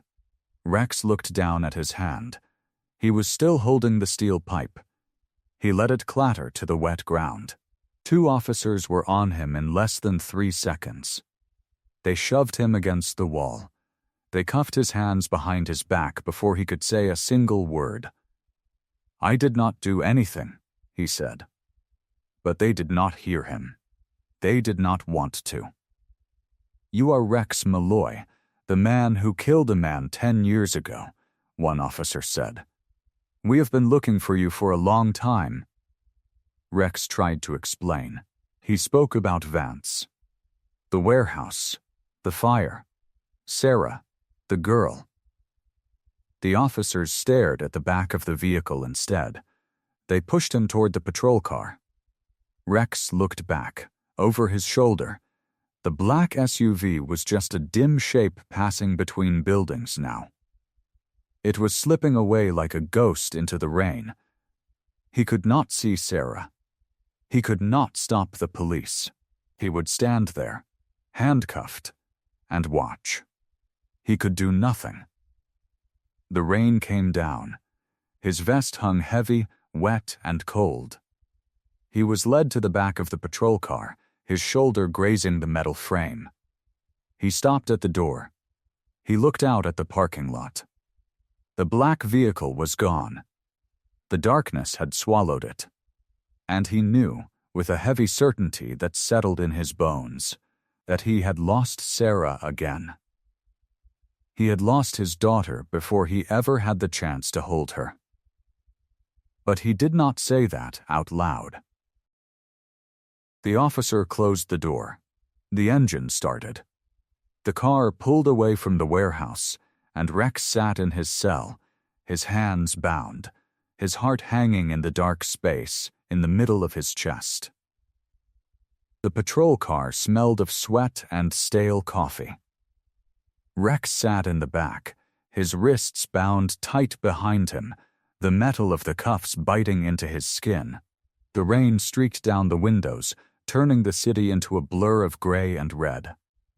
He watched the buildings pass, but he did not see them. He saw Sarah. He saw her face as she looked back at him. That silent cry, that plea. He saw her being shoved into the black SUV, her arms reaching out, her voice swallowed by the roar of the engine. And he saw Lily. Small, brave Lily, waiting at Tommy's garage. She did not know where her grandfather was. She did not know her mother was gone.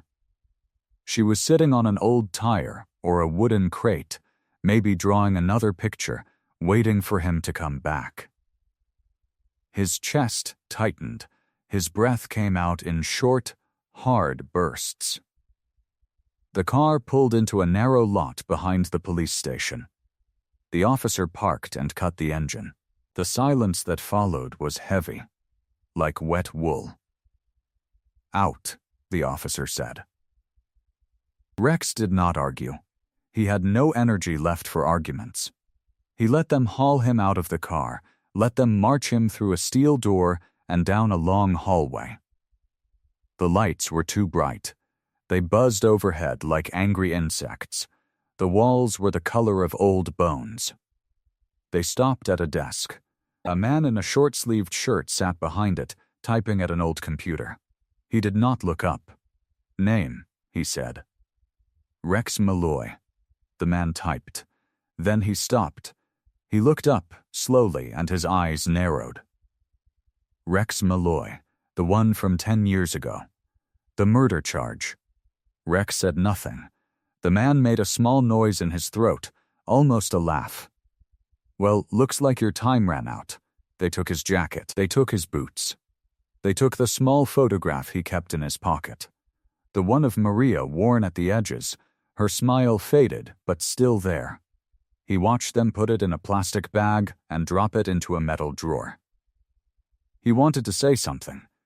He wanted to say, "That is all I have left of her." But he did not. He just stood there, cold and wet, and let them take it. They led him to a holding cell. It was small, bare, a metal bench bolted to the wall. A drain in the center of the floor. The door clanged shut behind him, and the sound echoed like a hammer hitting steel. He stood for a long time. Then he sat. The cold seeped through his clothes. His hands began to shake.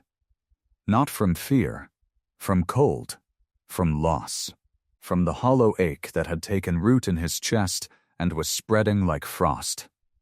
He thought about Lily.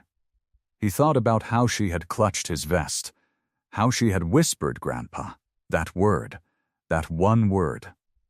It had cracked something open inside him, something he had sealed shut years ago, when Maria died, when he walked away from everything good.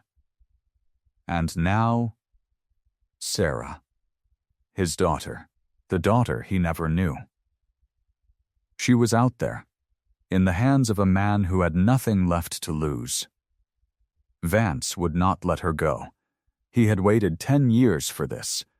He would use her. He would hurt her. And Rex could do nothing. He slammed his fist against the wall. The pain shot up his arm. It burned. It felt good. It felt like something real in a world that had suddenly turned to smoke. He hit the wall again. And again. His knuckles split. Blood smeared against the gray paint. He did not stop until his arm went numb, until his strength gave out. Then he slumped onto the bench. He sat there, head bowed, hands hanging between his knees. The blood dripped slowly from his knuckles, making small dark spots on the floor. He did not wipe it away. He did not move. Time passed. He did not know how long. Minutes, hours, it all felt the same in that cell. The buzz of the light, the smell of bleach and metal, the weight of everything pressing down on him. He heard footsteps. They stopped at his door. A key turned in the lock. The door swung open. Rex looked up. It was Tommy. Tommy, with his gray beard and his worried eyes. Tommy, who had been his friend for longer than anyone else. Tommy, who looked like he had not slept in days. He stood in the doorway, holding a piece of paper. His face was grim.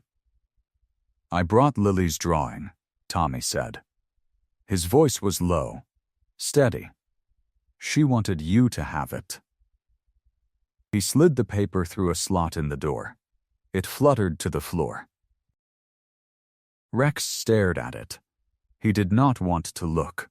He was afraid of what he might feel. But he reached down. He picked it up. It was a crayon drawing, a big man in a leather vest. He was holding the hand of a little girl with pigtails. Above them, drawn in bright red, a giant heart. Inside the heart, in wobbly child's letters, it said, "For Grandpa. I love you." Rex held the paper in his bleeding hands. He looked at it for a long, long time. Then, he finally let himself cry. The cell was quiet. The only sound was the buzz of the fluorescent light and the soft drip of water from somewhere down the hall. Rex sat on the bench, Lily's drawing in his hands. The crayon lines were bright. The heart was huge and red. The little girl with pigtails held the big man's hand. He traced the edge of the heart with his finger. The paper was soft, almost worn already, like she had folded it and unfolded it many times before giving it to Tommy. "I am not going to give up," he whispered. The words hung in the cold air. They felt small, but they were real. He said them again, louder this time, like a promise. "I am not going to give up." He looked around the cell. The walls pressed in on him. The gray paint was chipped and scarred. The drain in the floor stared up at him like a dead eye. He thought about Sarah. He thought about her reaching for him as they took her away.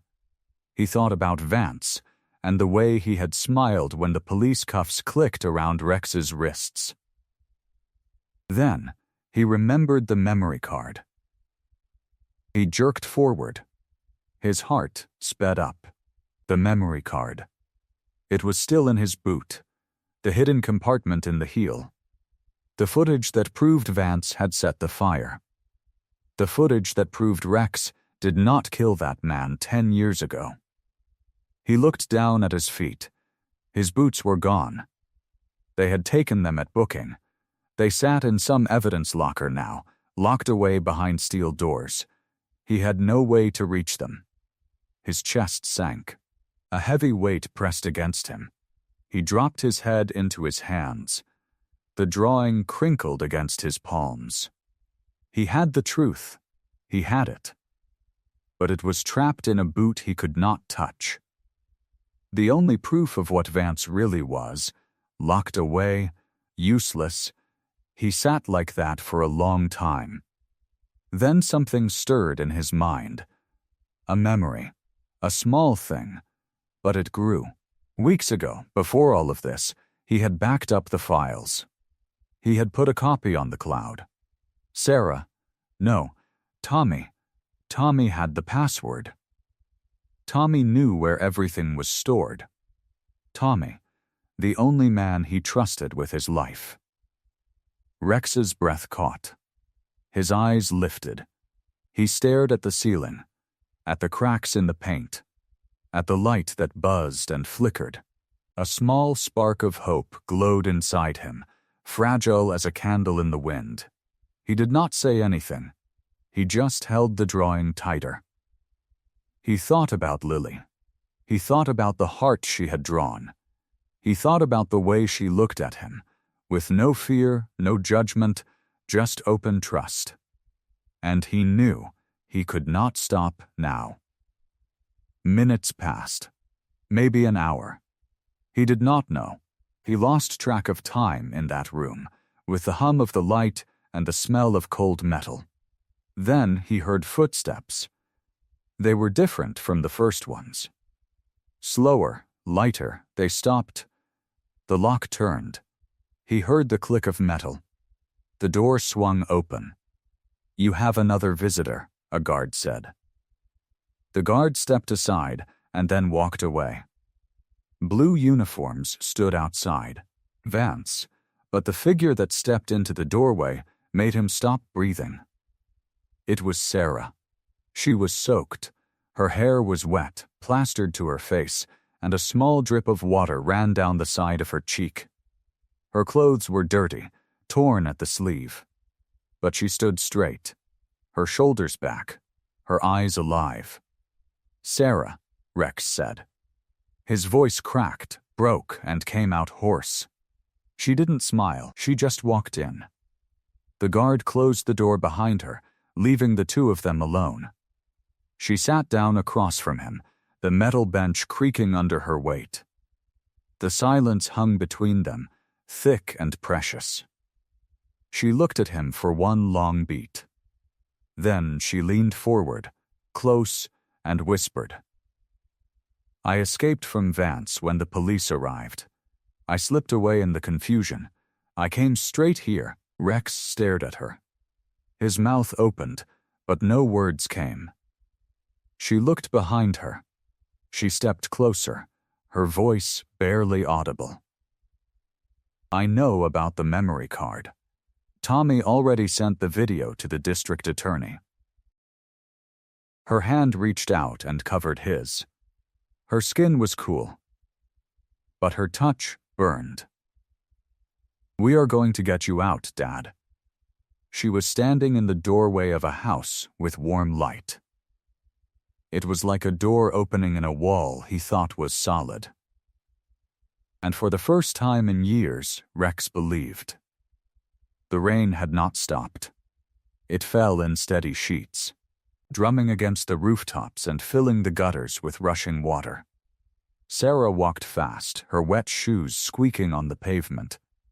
She did not look back at the police station. She did not want to see those walls again. Tommy's garage sat at the end of a narrow street, its big metal door half open. Warm yellow light spilled out onto the wet asphalt. Sarah quickened her step. She pushed through the side door and stopped.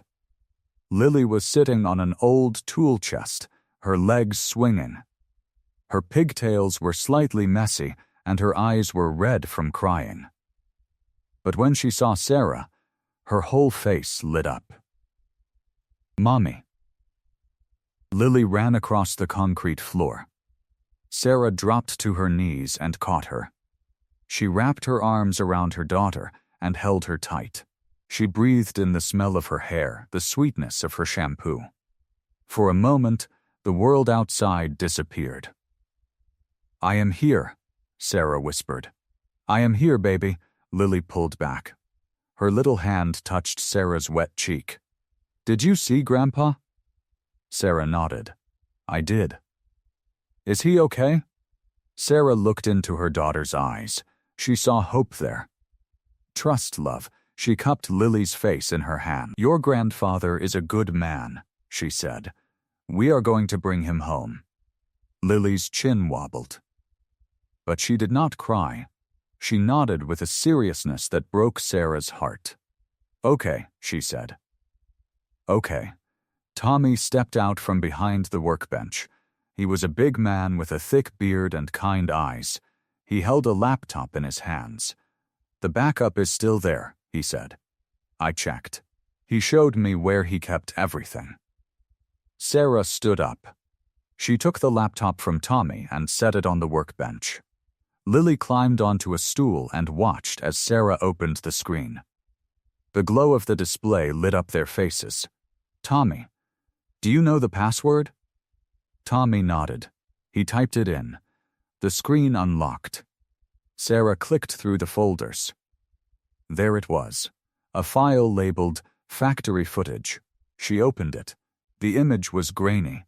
It showed a man in a police uniform, a gas can in his hand, moving through the shadows. It showed a match being struck. It showed the flames leaping up. Sarah's throat tightened. But she did not look away. She needed to see it. She needed to face what Vance had done. "It is all there," Tommy said. "Every bit of it." Sarah pulled out her phone. She found the number for the district attorney's office. Her finger hovered over the call button. She took a deep breath.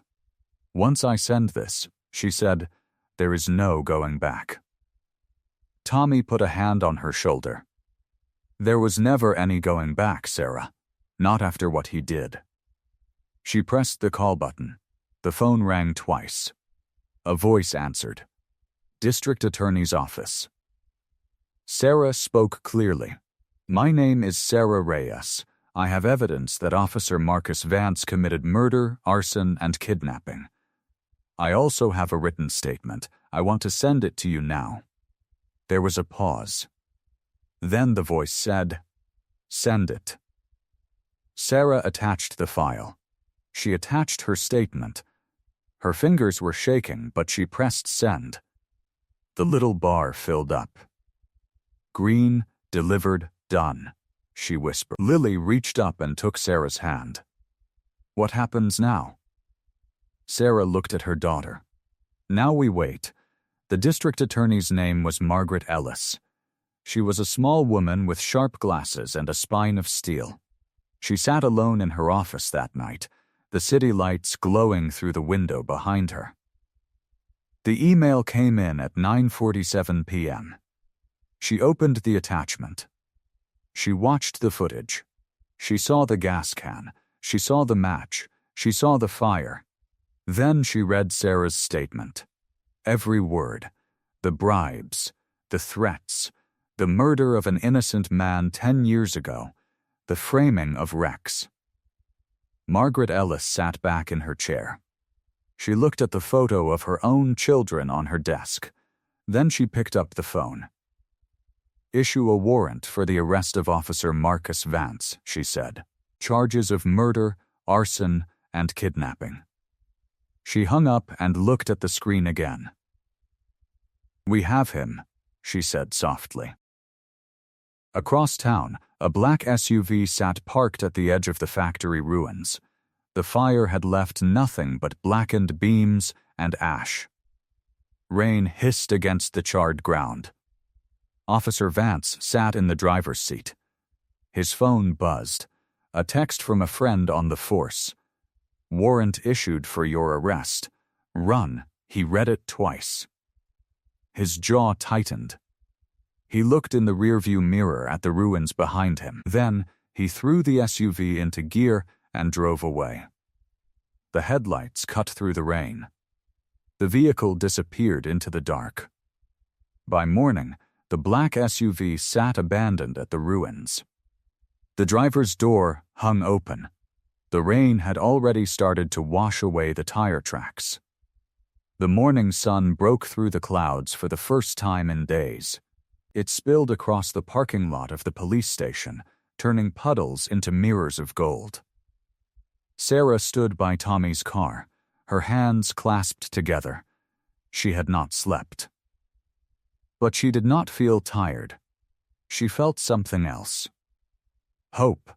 Lily stood next to her, holding a small bouquet of wildflowers she had picked from the side of the road.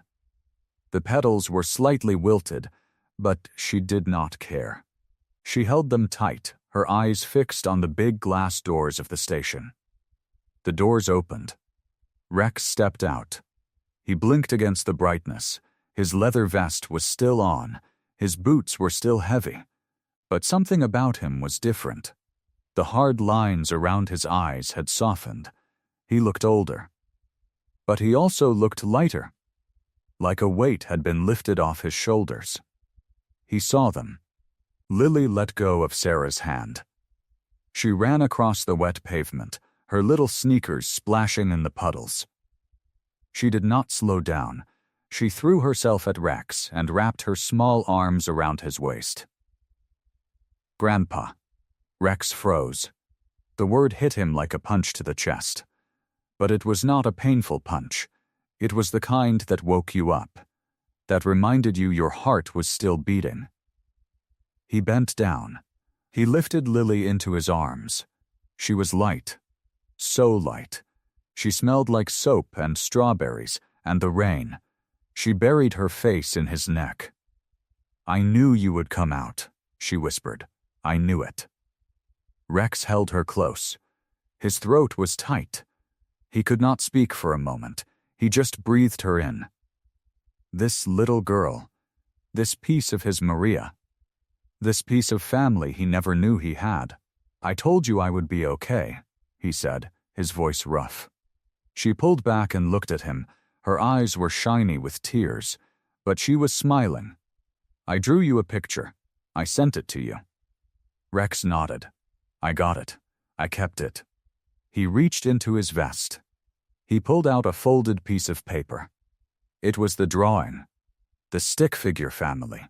The big red heart. The words, "You saved me, Grandpa. Now I'll save you." He had folded it carefully. He had tucked it close to his heart. "Thank you, Lily," he said. "It means more than you know." Sarah walked over. Her steps were slow. She stopped a few feet away. She looked at Rex holding her daughter. She looked at the way his big hands cradled her so gently. She looked at the tears in his eyes. She stepped forward. She wrapped her arms around both of them. Rex stiffened for a second. Then he relaxed. He let himself be held. He let himself be family. "I am so sorry," Sarah whispered. "For all of it, for not telling you, for staying away." Rex shook his head. "You did what you had to do, to protect her, to protect yourself." He looked down at Lily. "I do not blame you, Sarah. I never will." Sarah pulled back. She wiped her eyes with the back of her hand. Her smile was small but real. "Thank you." Then her face changed. The smile faded. The worry crept back into her eyes. "Vance is still out there," she said. Her voice was quiet. "Serious, he escaped. He knew about the warrant. He ran." Rex set Lily down gently. He looked at Sarah. His jaw tightened. The softness in his eyes turned to steel. "Then we are going to find him," he said. "Before he finds us." Tommy stepped out of the car. He nodded. "The garage is ready. We have supplies, tools, a place to plan." Rex looked at Tommy. "You do not have to do this, Tommy. This is not your fight." Tommy smiled. "You saved my sister. You saved my niece. That makes it my fight." Lily tugged on Rex's vest. "Grandpa? Are we going to catch the bad man?" Rex crouched down. He looked her in the eyes. "Yes, Lily, we are going to catch him. And we are going to make sure he never hurts anyone again." Lily nodded. She believed him. Completely, without any doubt. Sarah opened the car door. Rex helped Lily into the back seat. Then he climbed in next to her. Sarah got in the front. Tommy started the engine. The car pulled out of the parking lot. The sunlight followed them. It lit up the road ahead. Rex looked out the window. He saw the city passing by. He saw the people walking. The normal lives. The simple days. He looked down at Lily. She was humming a little song. Her hand was resting on his arm. He covered her hand with his own. He was not the same man who had walked into that station. He was not the same man who had spent his whole life running from pain. He was something new now. A grandfather. A protector. A man with a reason to fight. The car turned the corner. The garage came into view. Tommy slowed down. Rex took a deep breath. "All right," he said. "Let us go to work." Tommy's garage smelled like oil and old rubber. It was a big concrete space with a metal roof that pinged when the sun hit it just right. Tools hung on the walls in neat rows. A few bikes sat in the corners, covered with tarps. It was not a fancy place. But it was safe. Rex walked to his motorcycle. It was a big black machine with chrome handles and a seat worn smooth from years of riding. He ran his hand over the gas tank. Then he put on his leather vest. The weight of it felt familiar. But it felt different, too. He was wearing it for a different reason now. Sarah stepped forward. She had her arms crossed. Her jaw was set.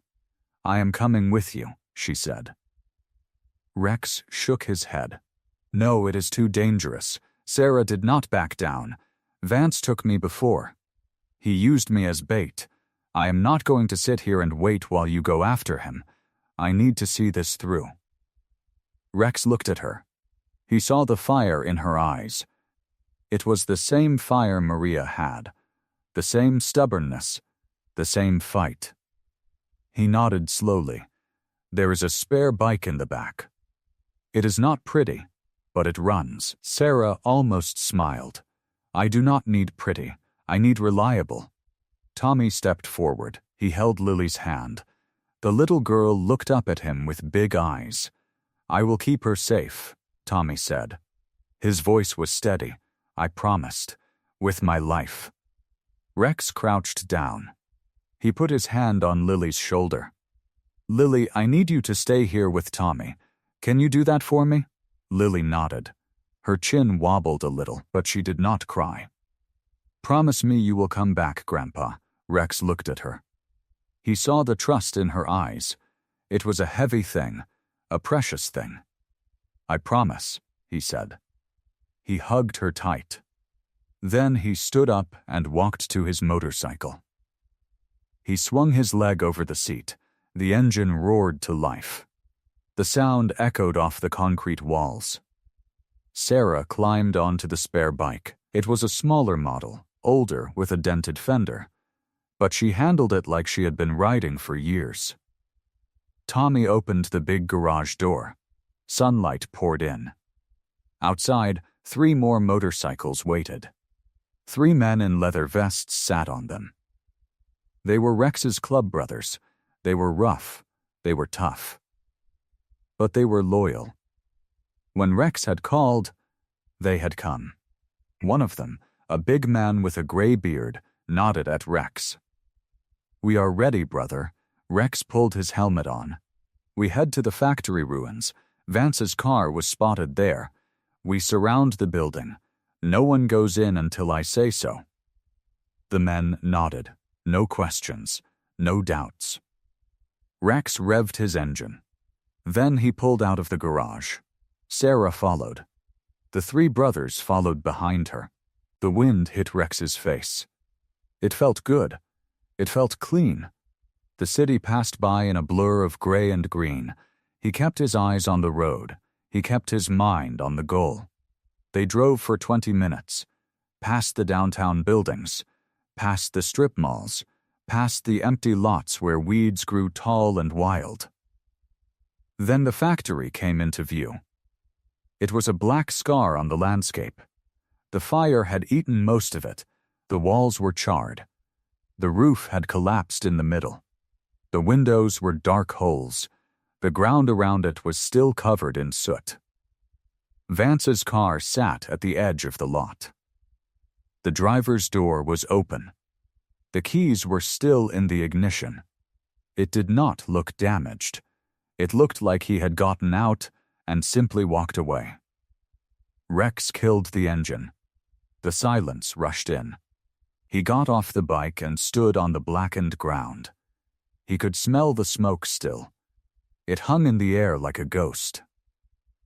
Sarah pulled up next to him. She got off her bike and stood close. "Is he in there?" she asked. Rex looked at the factory. The shadows inside were deep. The darkness seemed to breathe. "I do not know," he said, "but I am going to find out." He turned to his brothers. They had gathered around him. "Surround the building," he said. "Block every exit. If he runs, you stop him." The big man with the gray beard nodded. "And you?" Rex looked back at the steel door. The same door he had pushed open days ago. The same door where his whole life had changed. "I go in alone," he said. He walked toward the factory. The soot crunched under his boots. The door was bent, warped from the heat. He put his hand on the cold metal. He pushed.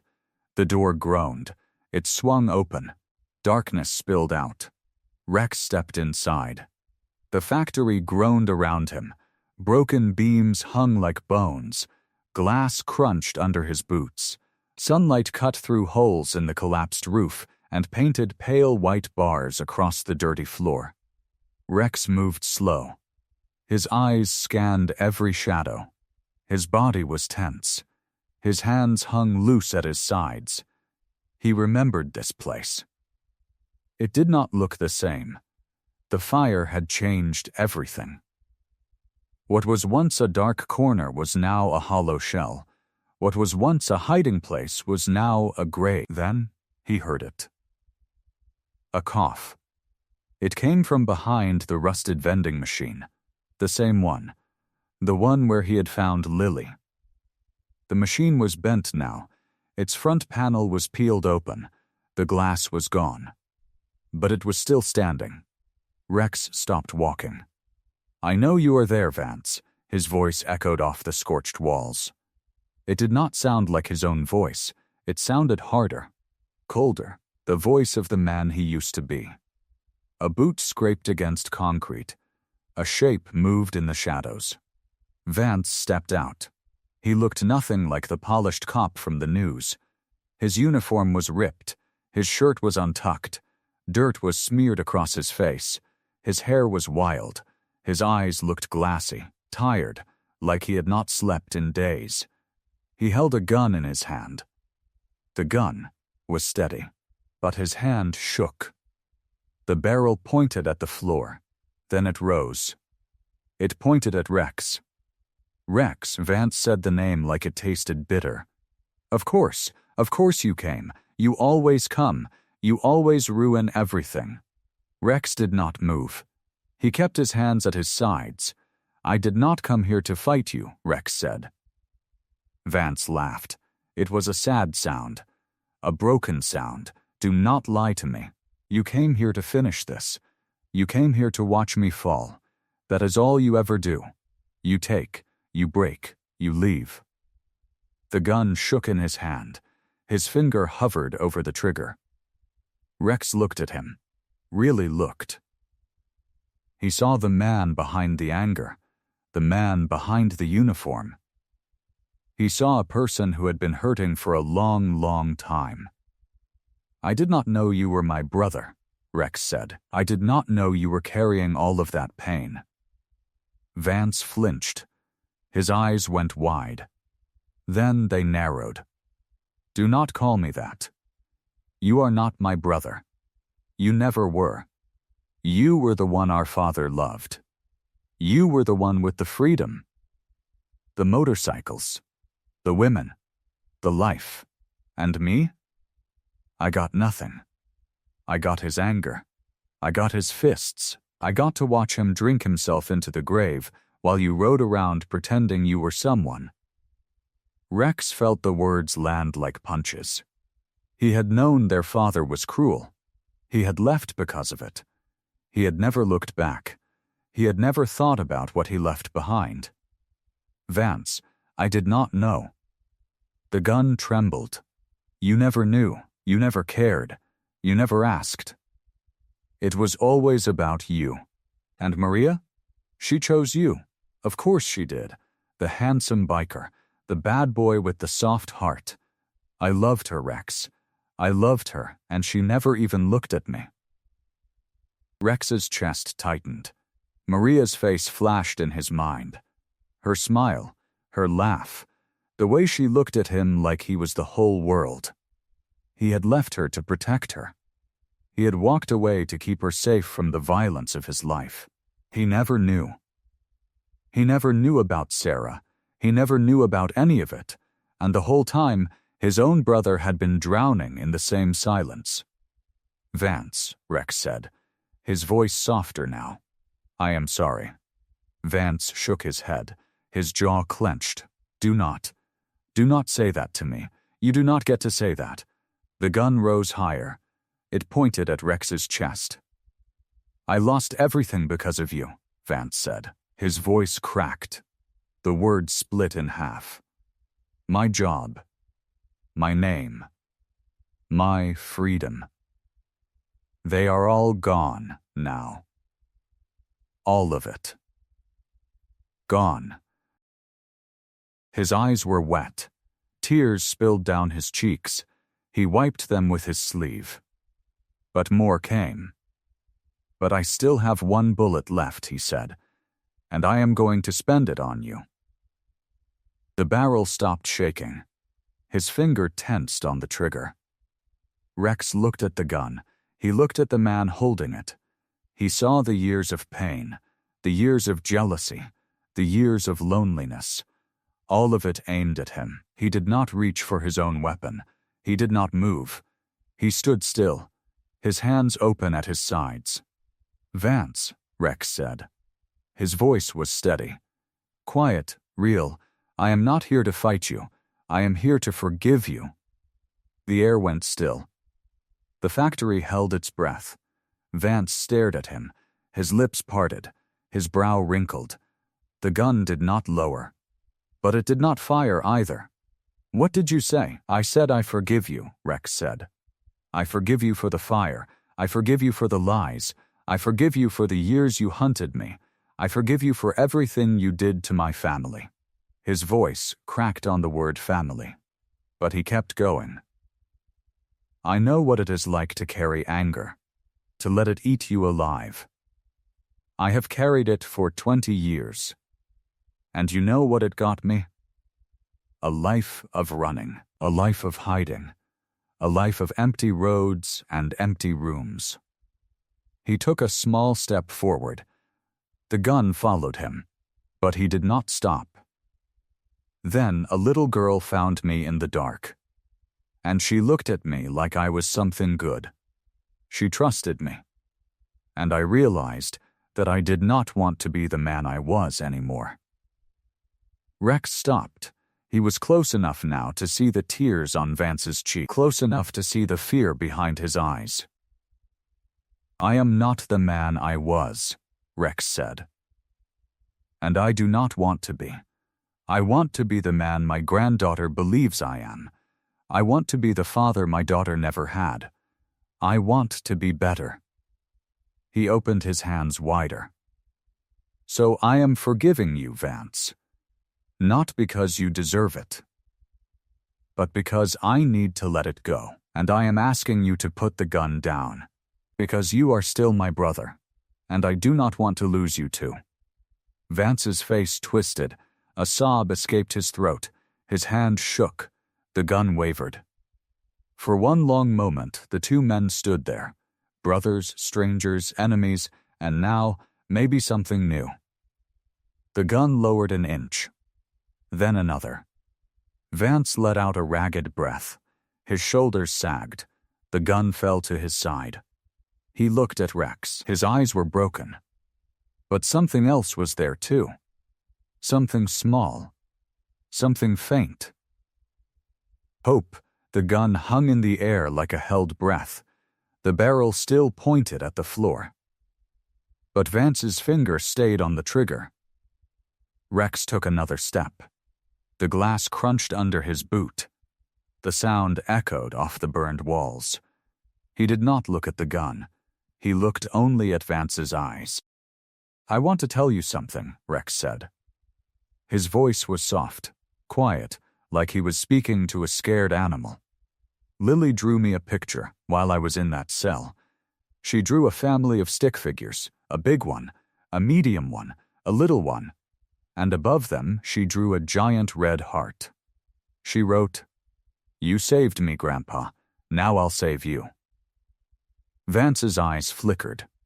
The gun shook in his hand. "She believed in me," Rex said. "A little girl who had never met me. A little girl who had every reason to be afraid. She looked at me and saw something good. And she drew me that picture because she wanted me to know that I mattered." Rex reached into his vest. Vance tensed. His grip tightened on the gun.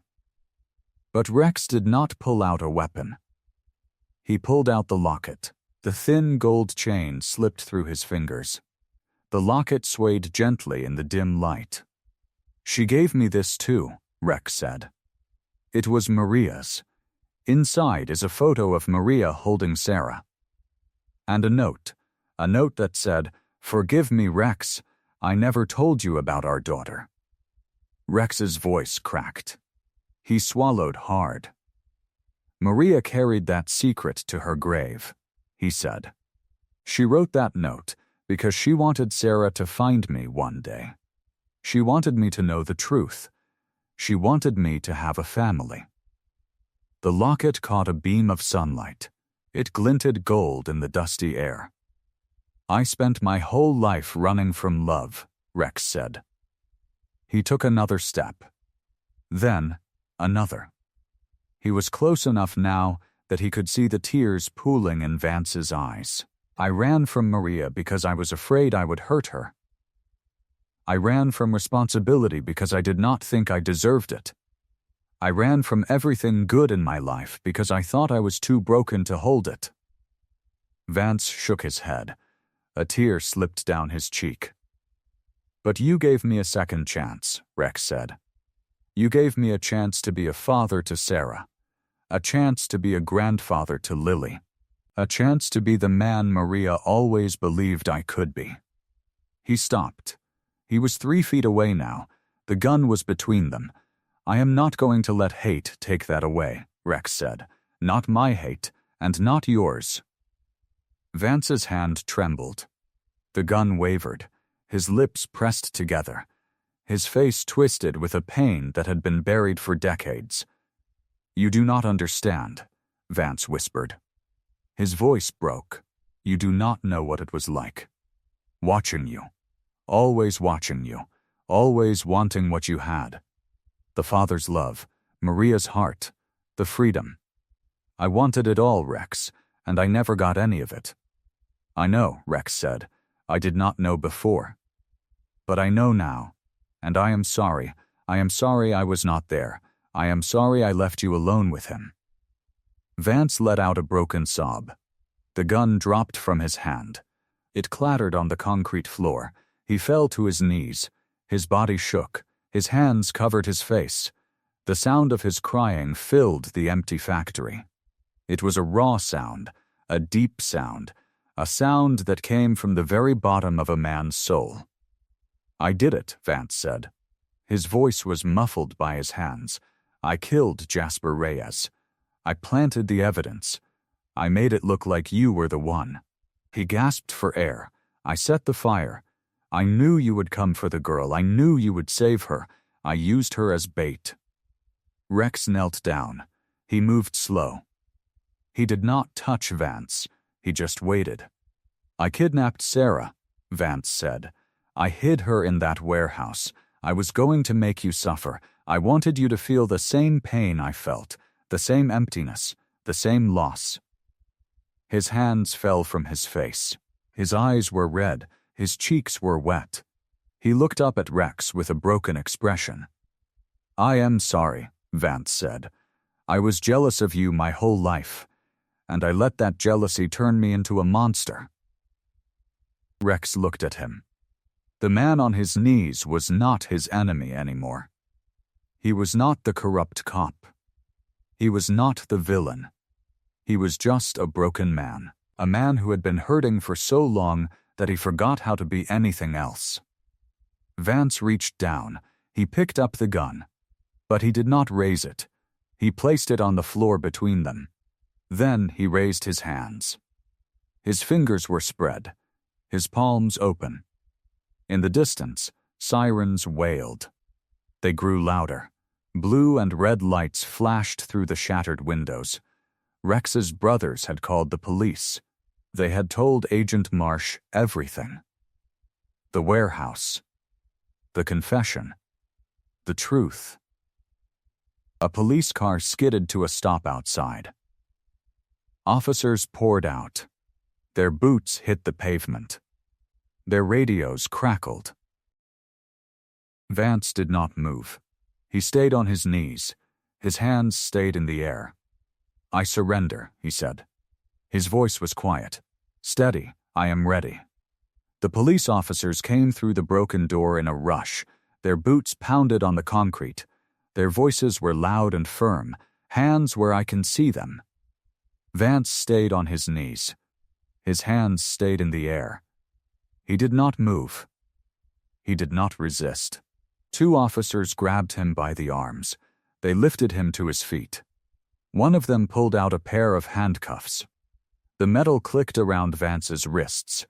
It was a quiet sound, but it echoed in the empty factory like a closing door. "Vance, you have the right to remain silent," the officer began. "Anything you say can and will be used against you in a court of law.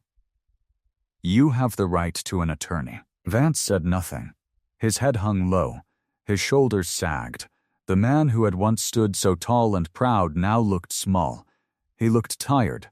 He looked empty. Rex watched him go. He watched the back of Vance's head as they led him past the old conveyor belts, past the burned walls, past the memories of all the pain and fear and anger. Rex felt a strange knot in his chest. It was not hate. It was not victory. It was sorrow. Deep and quiet and mixed with relief.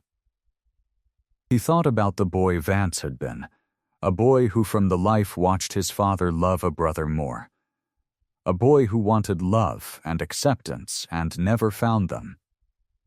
That boy had grown into a man who let those old wounds fester and poison his heart. Rex did not hate him. He could not. Hate was the thing that had started this whole long mess. Hate was the fire that had burned down walls. Hate was the reason a little girl had almost died alone in a cold factory. Rex was done with hate. Rex. A voice broke the silence. Rex turned. Sarah ran toward him. Her hair was messy. Her clothes were wrinkled. She had a small bruise on her cheek from the warehouse. But her eyes were bright, bright and full of tears. She threw her arms around his neck. She held him tight. Real tight. Sweet then. She trembled. He could feel her body shaking against his chest. "Dad," she whispered. That one word did what no hatchet ever could. It broke Rex. He wrapped his arms around her. He pulled her close. He did not care that his eyes were wet. He did not care that his jaw was shaking. "I am here," he said. His voice was hoarse. "I am here now." He held his daughter, an actual daughter he did not know he had, the daughter he never held, the daughter he never raised, the daughter he had missed every day she was growing up without knowing her. He held her, and he was sure he would never let go. "Grandpa." A little voice rang out. Lily hurried across the room as fast as her small legs could carry her. She reached out and grabbed Rex's hand. She squeezed it tight. She looked up at him with her clear brown eyes. "You did it," Lily said. "You saved us." Rex shook his head. He looked down at her. He looked at Sarah. Then he looked at the small mark on her wrist. The birthday mark shaped like a star. The same mark Maria had.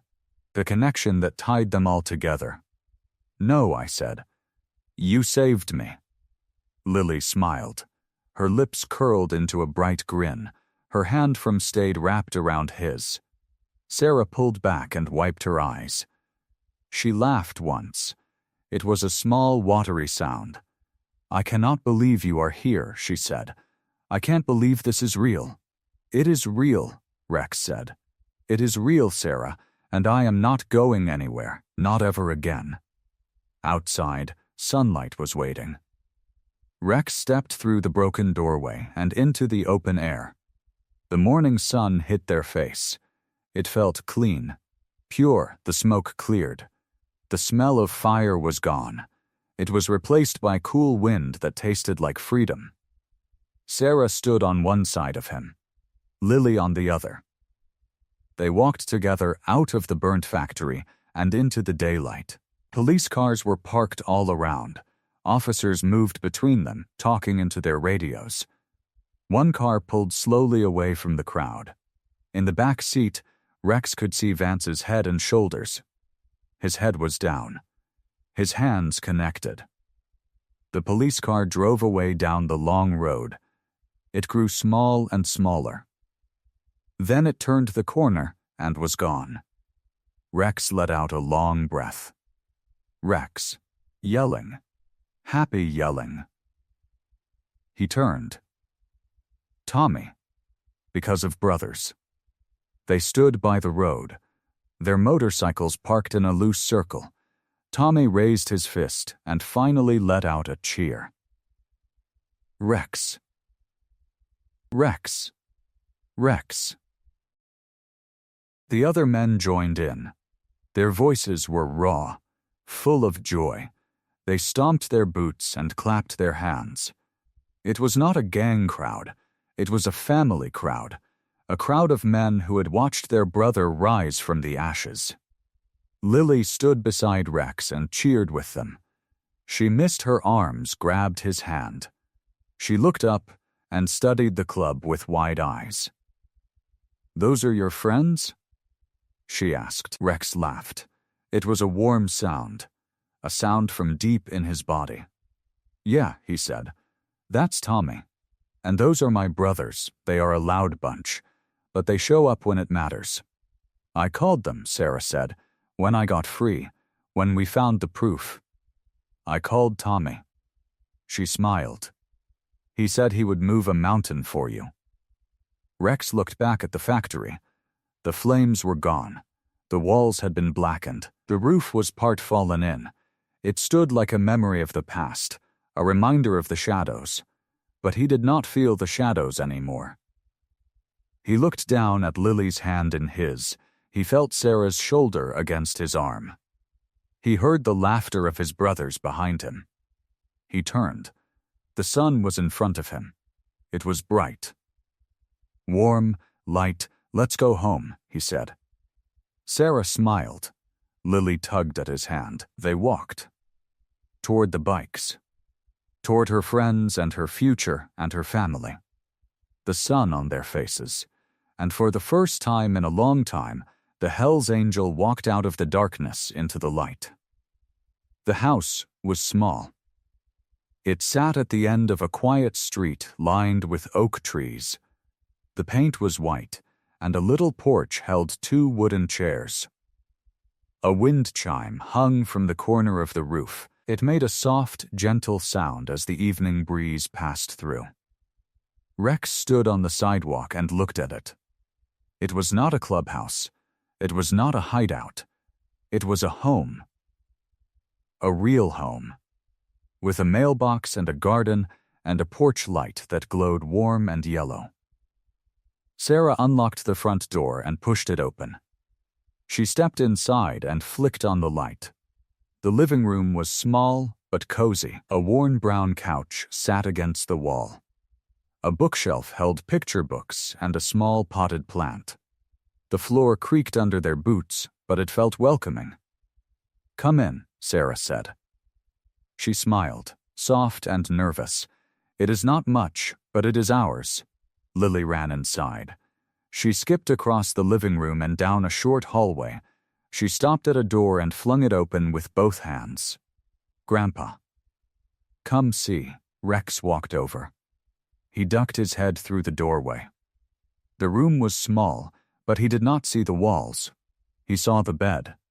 The bed was covered in star-shaped pillows. Big ones, little ones, yellow ones, blue ones. They were scattered all over like a sky that had fallen to the ground. "What do you think?" Lily asked. She bounced on her toes. Rex stepped inside. He picked up one of the pillows. It had a little silver star sewn in the middle. "I think," Rex said slowly, "that this is the best room I have ever seen." Lily giggled. "Mama made them for me. She said stars are for wishing on." Rex looked at the pillows. He looked at the little girl standing in the middle of them. He thought about all the years he did not know her. All the birthdays he missed. All the nights he never tucked her in.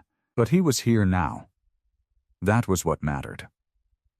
Sarah appeared in the doorway. She leaned against the frame and watched them with watery eyes. "Dinner is ready," she said softly. Soup and bread. Nothing fancy. Sounds perfect, Rex said. They sat at a small kitchen table. The soup was warm and tomato-flavored. The bread was crusty and soft inside. They tore a piece and handed it around. There were no fancy plates, just bowls and spoons and a pitcher of water. Lily talked about her day. She talked about the fire and the ride on the motorcycle. She talked about how the wind felt in her hair. She talked about Tommy and all the loud men with big beards. "Mama," she said, "can I ride the motorcycle again?" Sarah glanced at Rex. She smiled. "Maybe, if Grandpa says it is safe." Rex raised his bread. "Safe is my middle name." Sarah laughed. It was a real laugh, bright and clear and full of joy. They ate, they talked, they laughed. Rex tried to remember the last time he felt this happy. He could not. There was no moment in his life that came close. Not one. After dinner, they cleared the table. Lily yawned, big and wide. Her eyes got heavy. Sarah carried her to the bedroom and tucked her under the star pillows. Rex stood in the hallway and watched. He heard Sarah hum a soft little tune. He heard Lily whisper, "Good night, Mama." Rex walked back to the living room. He stood by the door for a long moment. Then he reached up and unzipped his leather vest. It was heavy. It carried years of dust and road and hardness. It carried patches and memories and the weight of a life he did not want anymore. He lifted it off his shoulders. It felt strange to be without it, like missing a piece of skin, but it also felt light. He hung it by the door on a wooden hook. The vest swayed once and then went still. Lily padded out of her room. She was wearing her little pajamas with stars on them. She rubbed her eyes and walked up to Rex. "Grandpa?" she said. Her voice was small and sleepy. "Yeah." "Little one?" She looked up at him. Then she looked at the vest hanging by the door. Then she looked back at him. "Grandpa," she asked, "are you still an angel?" Rex looked down at her. He looked at the empty spot on his chest where the smoky smell used to live. He looked at the stars on her pajamas. He reached out and gently touched her hair. "Tonight," he said, his voice quiet and warm, "I am just your grandpa." Lily smiled. She stepped forward. She wrapped her arms around his leg and hugged him tight. Then she turned and padded back to her room. Rex watched her go. He let out a long, slow breath. Then he reached into his pocket. His fingers found his motorcycle keys. They were cool and familiar. He closed his hand around them. He smiled to himself. Sunday was coming. And he already had a plan. Sunday morning came soft and golden. Sunlight slipped through the curtains and painted stripes across the floor. Rex opened his eyes and listened. The house was quiet. No engines. No shouting. Just the gentle tick of a clock and the faraway song of a bird. He sat up and smiled. Today was the day. He pulled on a clean shirt. It felt different without the leather vest. Lighter, he walked into the kitchen and packed a basket. Apples, cheese, a loaf of bread wrapped in cloth, a jar of cold lemonade. He added a little blanket and tied it all together with a worn leather strap. Then he walked to Lily's room. He knocked soft. "Lily," he said, "you awake?" The door flew open. Lily stood there in her little overalls and a bright yellow shirt. Her pigtails were crooked, but her smile was wide. "Grandpa, is it time?" "Time for what?" Rex asked, teasing. She put her hands on her hips. "For the ride. You promised." Rex laughed. "That I did. Come on." They walked outside together. The morning air was cool and fresh. The grass sparkled with dew. And there, in the driveway, stood the motorcycle. It was polished. It was shining. The chrome gleamed like silver in the sun. Rex had stayed up late the night before, wiping every speck of dust, tightening every screw. He wanted it perfect. For her. Wow, Lily breathed. It looks brand new. Rex knelt down beside her. He held up a tiny helmet. It was pink with a little star sticker on the side. This is for you. You have to wear it every time. Deal? Deal, Lily said. He put the helmet on her head. It was a little big, so he adjusted the strap. She looked up at him with her big brown eyes. Then she giggled. How do I look? Like a real rider, Rex said. The best one I have ever seen. He lifted her onto the seat in front of him. She held on to the handlebars with both hands. Her legs were short, so she had to stretch. But she was steady, brave, just like her mother. Rex looked up at the porch. Sarah stood there. She wore a simple summer dress and a soft blue cardigan. Her hair was down. She held a mug of coffee and watched them with a smile that reached all the way to her eyes. You coming? Rex called. Sarah set down the mug. She walked down the porch steps and across the grass. She looked at the motorcycle. Then she looked at Rex.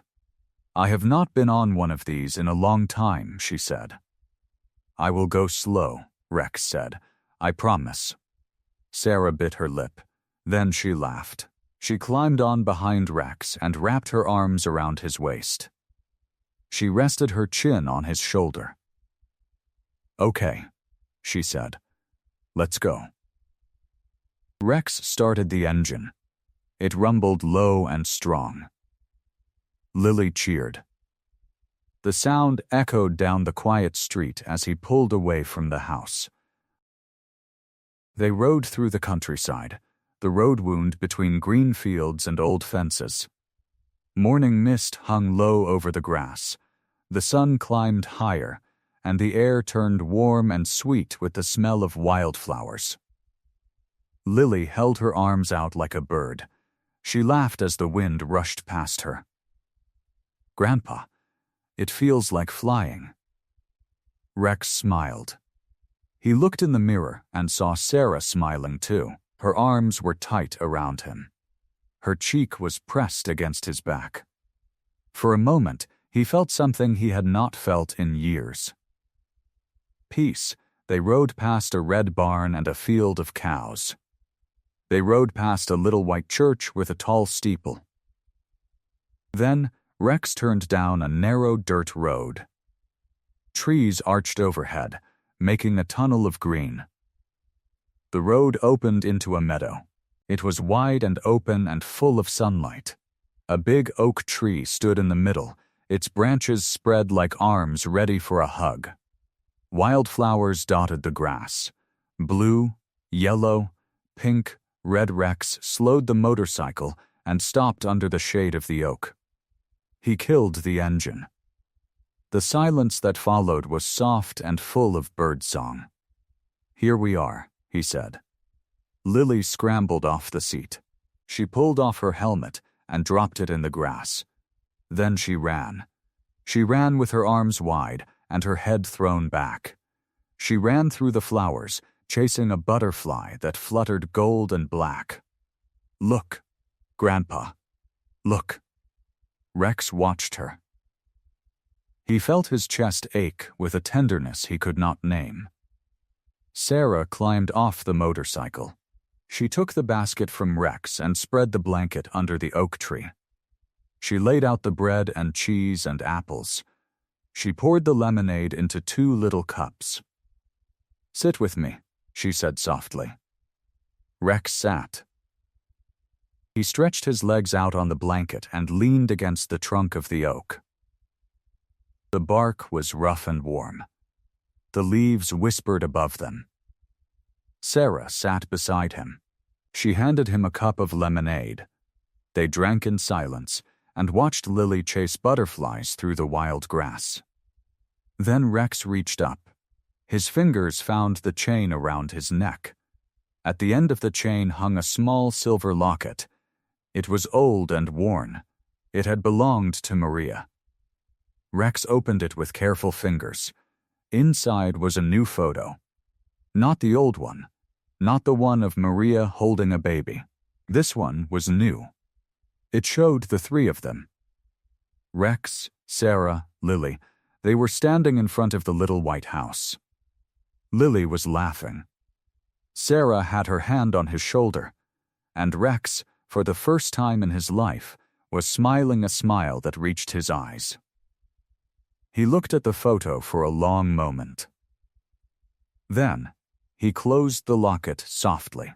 He pressed it to his chest and whispered, low and quiet, so only the wind could hear. "Maria, we are finally free." A small hand touched his knee. He looked down. Lily stood there, a little out of breath, her cheeks pink from running. She held a butterfly in her cupped hands. "Grandpa, look, it is not afraid." Rex bent down. He looked at the butterfly. Its wings were soft orange with black edges. Its tiny legs moved slowly across Lily's palm. "She trusts you," Rex said. Lily opened her hands. The butterfly lifted into the air, fluttered once, and flew away into the blue sky. Lily turned to Rex. She smiled. Then she stepped forward and wrapped her arms around his neck. Rex lifted her into his arms. She was light and warm and full of trust. He held her close and breathed in the smell of sunshine and grass and little girl. He looked over her shoulder at Sarah. Sarah was watching them both, tears shining in her eyes. And in that moment, Rex understood something deep and true. He had spent his whole life being hard, being tough, being alone. He had thought strength meant walls and fists and a loud engine. But this was strength, holding a child, loving a family, choosing softness every single day. Love was the strongest thing he had ever known. He held Lily a little tighter and felt the sun on his face.